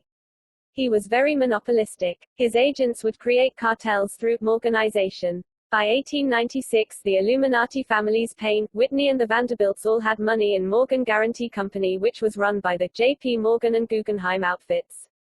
At a certain point he controlled nearly half the American railroad system. He established the United States Steel Corp., based on Andrew Carnegie's Pittsburgh steel mills. In 1901, by raising the unprecedented amount of $1.4 billion. J.P. was adept at creating financial syndicates for the Illuminati, joint efforts to further the Great Plan. President William McKinley began prosecuting the Rothschilds' Morgan-run Northern Securities under the antitrust laws in 1900.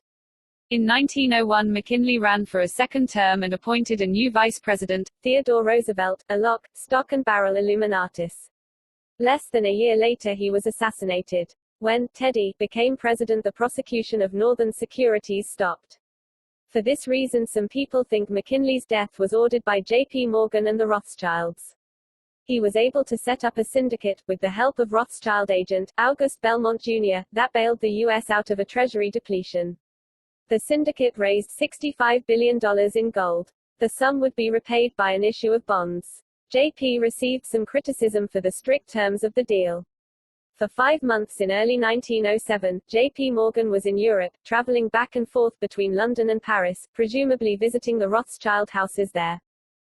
Ralph Epperson writes, apparently the reason Morgan was in Europe was because the decision was being made to have Morgan precipitate a bank panic in America.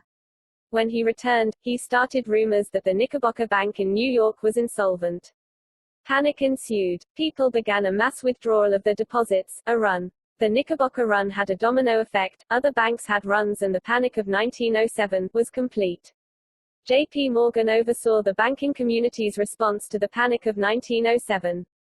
The whole incident helped the elite push for a central bank. One man who knew of the plot was historian Frederick Lewis Allen, who wrote in Life magazine, certain chroniclers have arrived at the ingenious conclusion that the Morgan interests took advantage of the unsettled conditions during the autumn of 1907 to precipitate the panic, guiding it shrewdly as it progressed, so that it would kill off rival banks, and consolidate the preeminence of the banks within the Morgan orbit.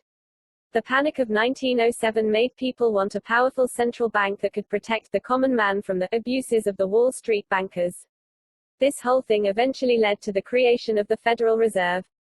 One of the men with the Morgan financial groups was Harold Stanley. Stanley was a member of the Skull and Bones. After JP's death, the Morgan firm became Morgan, Stanley and Company. JP Morgan died in 1913. His son, Harvard-educated J.P. Morgan Jr. took over. Most conspiratorial writers do not make a distinction between these two. J.P. Morgan Jr. ran the bank with a team of managers that was led by Thomas Lamont. Morgan Jr. was, like his father, a power-hungry international banker. He was famous for his handling of immense foreign loans. Most importantly, J.P. Morgan Jr. appears to have followed in the footsteps of the former heads of the House of Morgan by working with the Rothschilds. The Schiff connection. Remember the Schiff family? In the first article, one explained that they shared a residency in Frankfurt, forever binding the two families. The Schiffs became Rothschild agents, and like most agents of the Rothschilds, they eventually became very rich and powerful. The most prominent of the Schiffs was Jacob Henry Schiff. Jacob was born in Frankfurt in 1847, and was sent by the Rothschild Schiff network to America to make his fortune, much like the Astors sent John Jacob Astor. Jacob Schiff arrived in New York in 1865. 10 years later he became the partner of the Illuminati firm Kuhn, Loeb and Company. 10 years after that he became its president, directing Rothschild and Illuminati affairs from this seat of authority. Jacob Schiff was also on the board of directors of Central Trust Company, Western Union, and Wells Fargo Company. Unlike most elite, he gave vast amounts of money to charity. Philanthropy pays off in a big way to the ruling class. Jekyll Island. The Illuminati interests wanted to create a central bank in America. They wanted to build the Federal Reserve. First, they needed a bunch of banking crises that would push public opinion towards a Federal Reserve system. These were provided by the Illuminati, including J.P. Morgan's Knickerbocker Panic. Second, they needed a favorable U.S. president in office. Rothschild agent Colonel House provided this by getting Woodrow Wilson elected. The American people were being conditioned to provide the reform of the American banking system. A Congressional National Monetary Commission was created and a man related to the Rockefellers, Nelson Aldrich, was put in charge. For 2 years this commission traveled around Europe hobnobbing with the Illuminati and getting directions as to how the central bank should be set up. Then the commission returned in 1910, and Nelson Aldrich went to a secret meeting at the Jekyll Island Hunt Club in Georgia to write the legislation for an American central bank to be run by the Illuminati. Others at the Jekyll Island meeting were these Illuminati men: A. Platt Andrew, Frank Vanderip, of a Kuhn Loeb and Company Bank, Henry Davidson, of J.P. Morgan, Cherise Norton, of a Morgan Bank, Paul Warburg, of Kuhn Loeb and Company and brother-in-law of Schiff, Benjamin Strong, of another Morgan Company. Most of these men were connected to Jacob Schiff or J.P. Morgan, who in turn were agents for the House of Rothschild. The Jekyll Island Hunt Club was even owned by J.P. Morgan.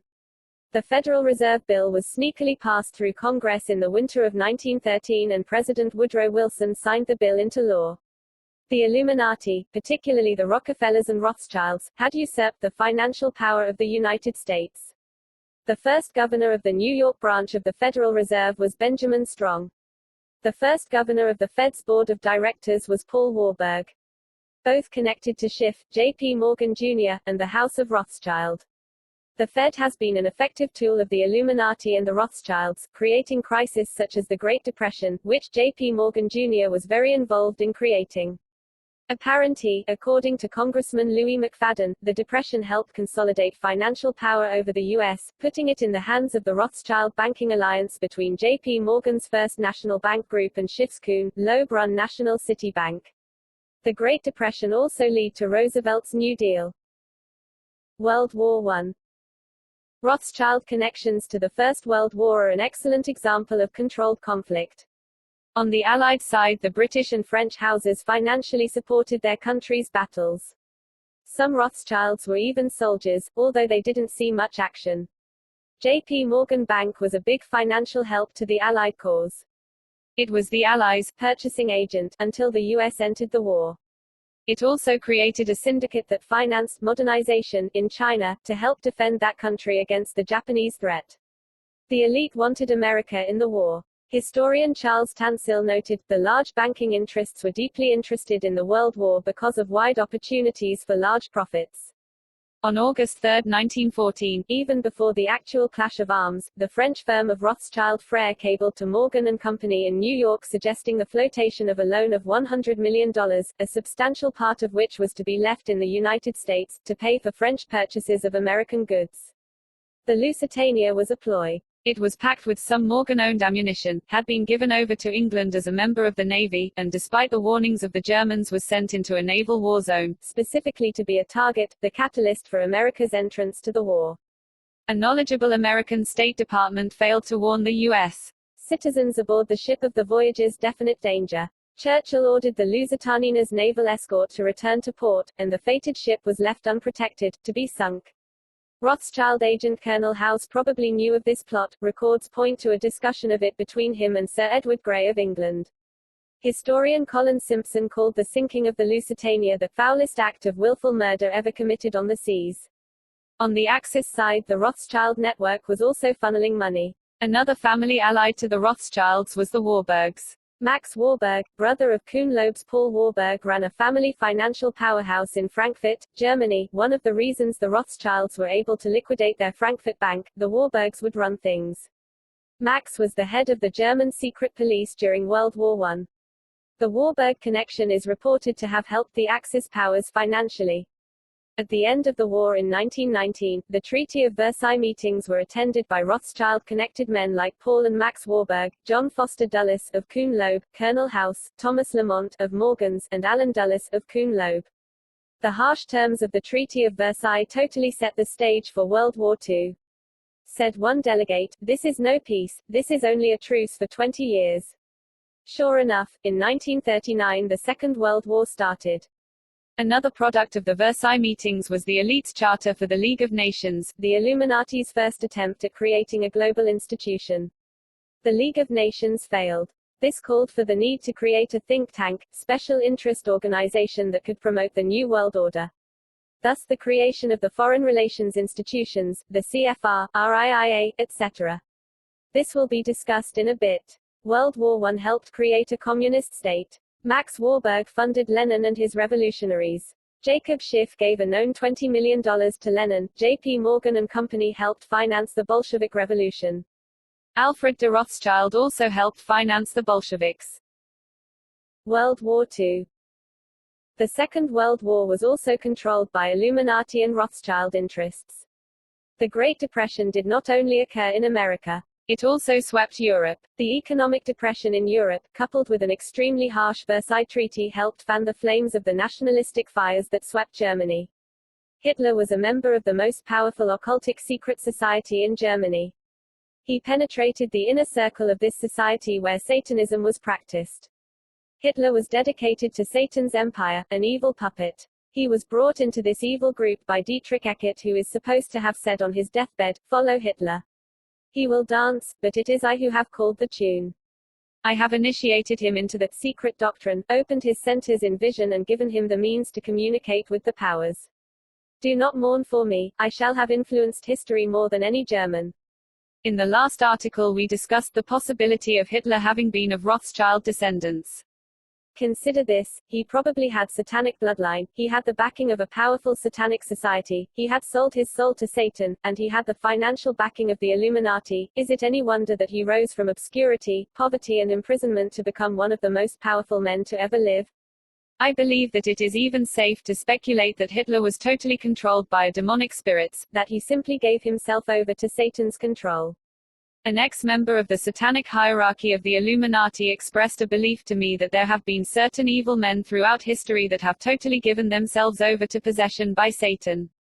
That these men, Hitler, Genghis Khan, for example, have been antichrist types, simply human containers for the residence of a very powerful demonic spirit, or even Satan himself.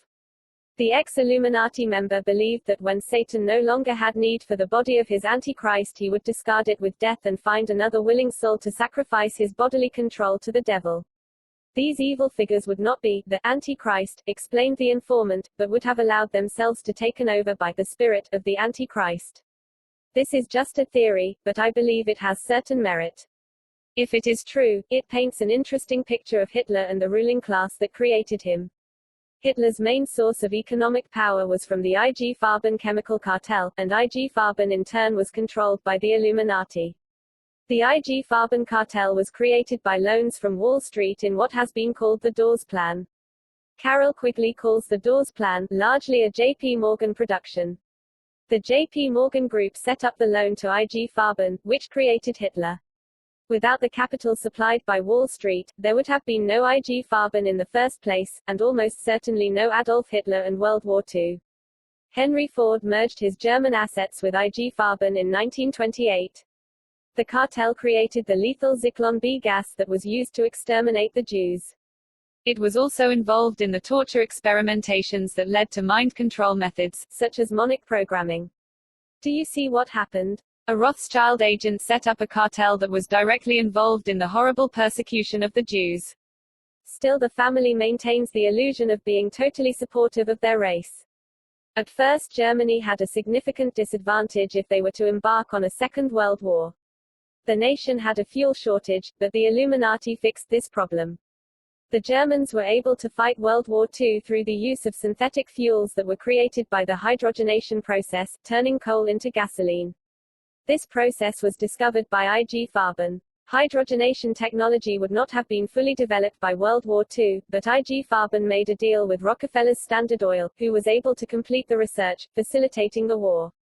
Interestingly, IG Farben plants were not targeted by the bombing raids on Germany. By the end of the war, the refineries had experienced only 15% damage. William Dodd, American ambassador to Germany before World War II, wrote President Roosevelt, "At the present moment, more than 100 American corporations have subsidiaries here or cooperative understandings. The DuPonts have their allies in Germany that are aiding in the armament business. Their chief ally is the IG Farben Company. Standard Oil Company sent $2 million here in December 1933 and has made $500,000 a year helping Germans improve hydrogenation technology. The International Harvester Company president told me their business here rose 33% year, but they could take nothing, earnings, out, except in goods.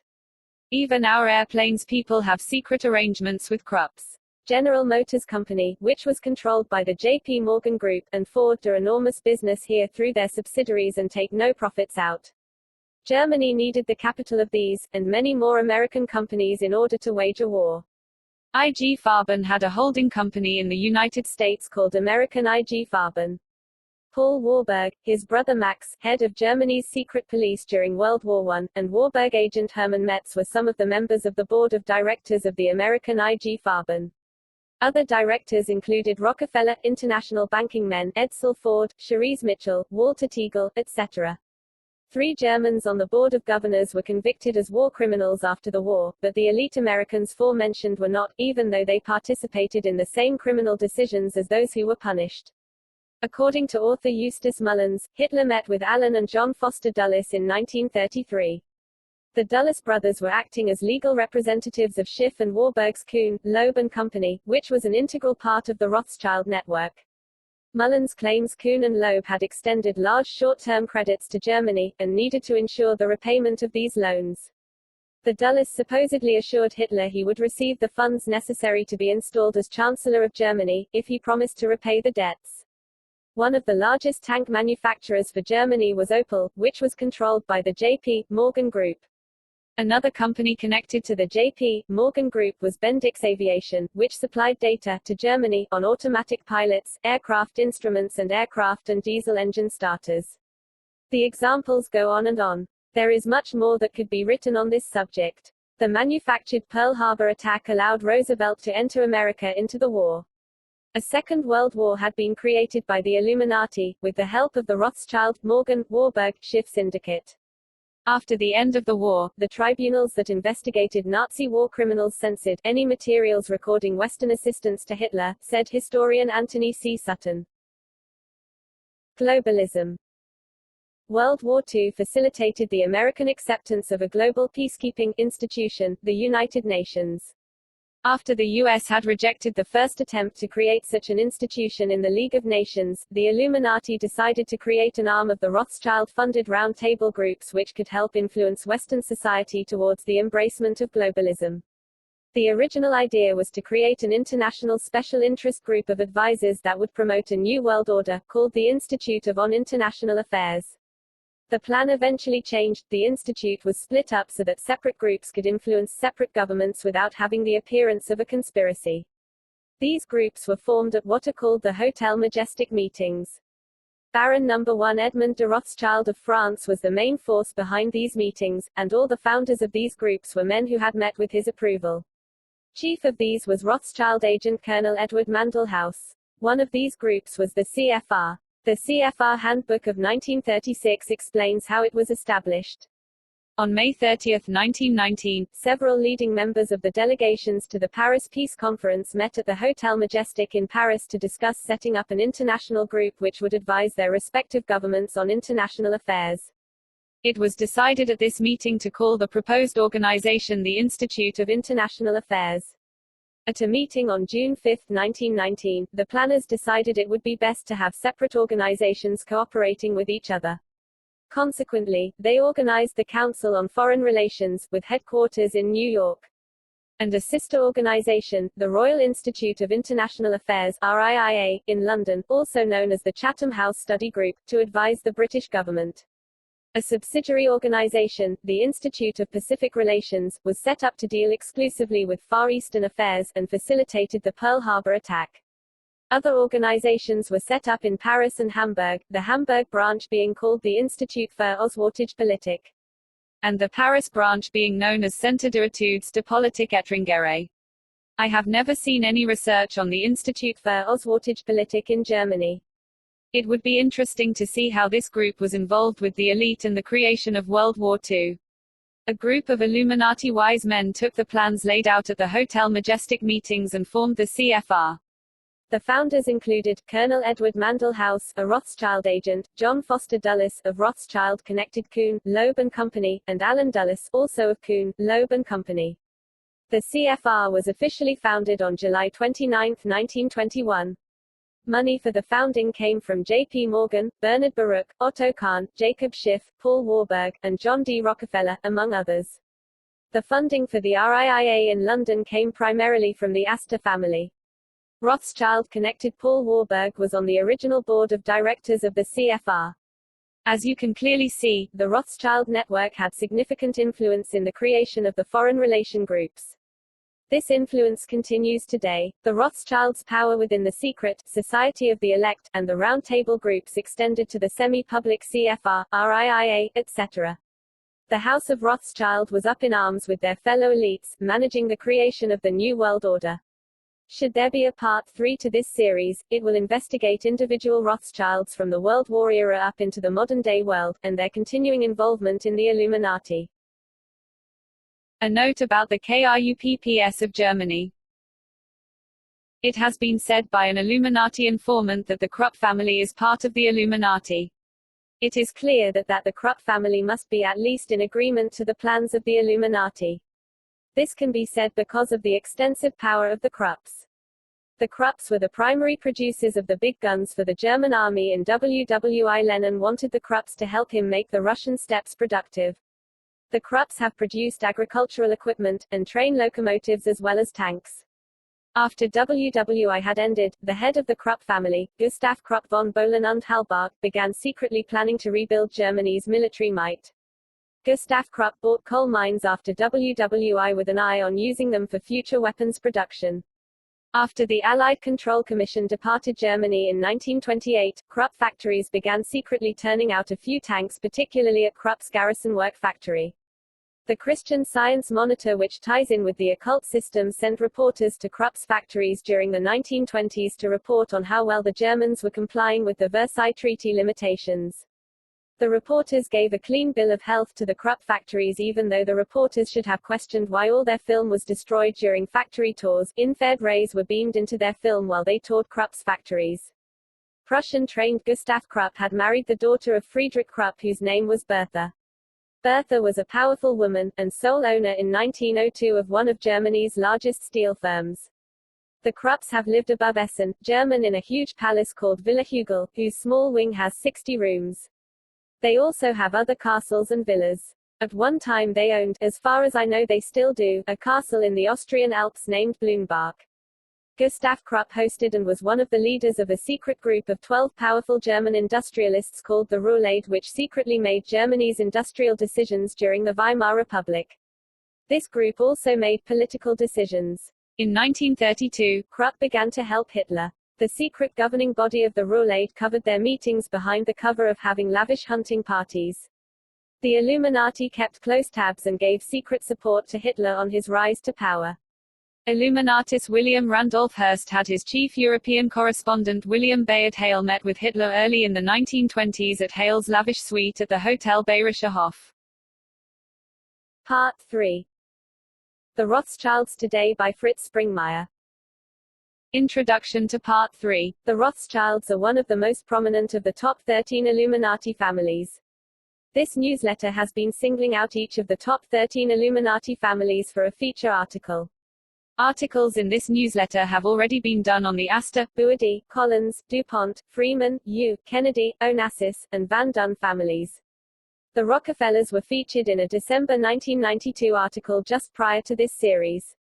Because there is more information out about the Rothschilds than some of the other families, I decided to write more than just one feature article about them. Reviewing the recent newsletter articles. The first set of my recent Rothschild articles consisted of my introduction and then main article. The introduction covered the hidden lineages of the Springs, the Pacers, the Beatty family and Abraham Lincoln. The main article by David Smith covered the 18th and 19th centuries of Rothschild power. The second set of articles again consisted of my introduction along with a main article. In my introduction I covered some about their secret power, their power in Latin America, and their secret power to manipulate financial things without playing the same rules as others play. David Smith's main article covered the Rothschilds' influence in history in the late 19th century and during the 20th century.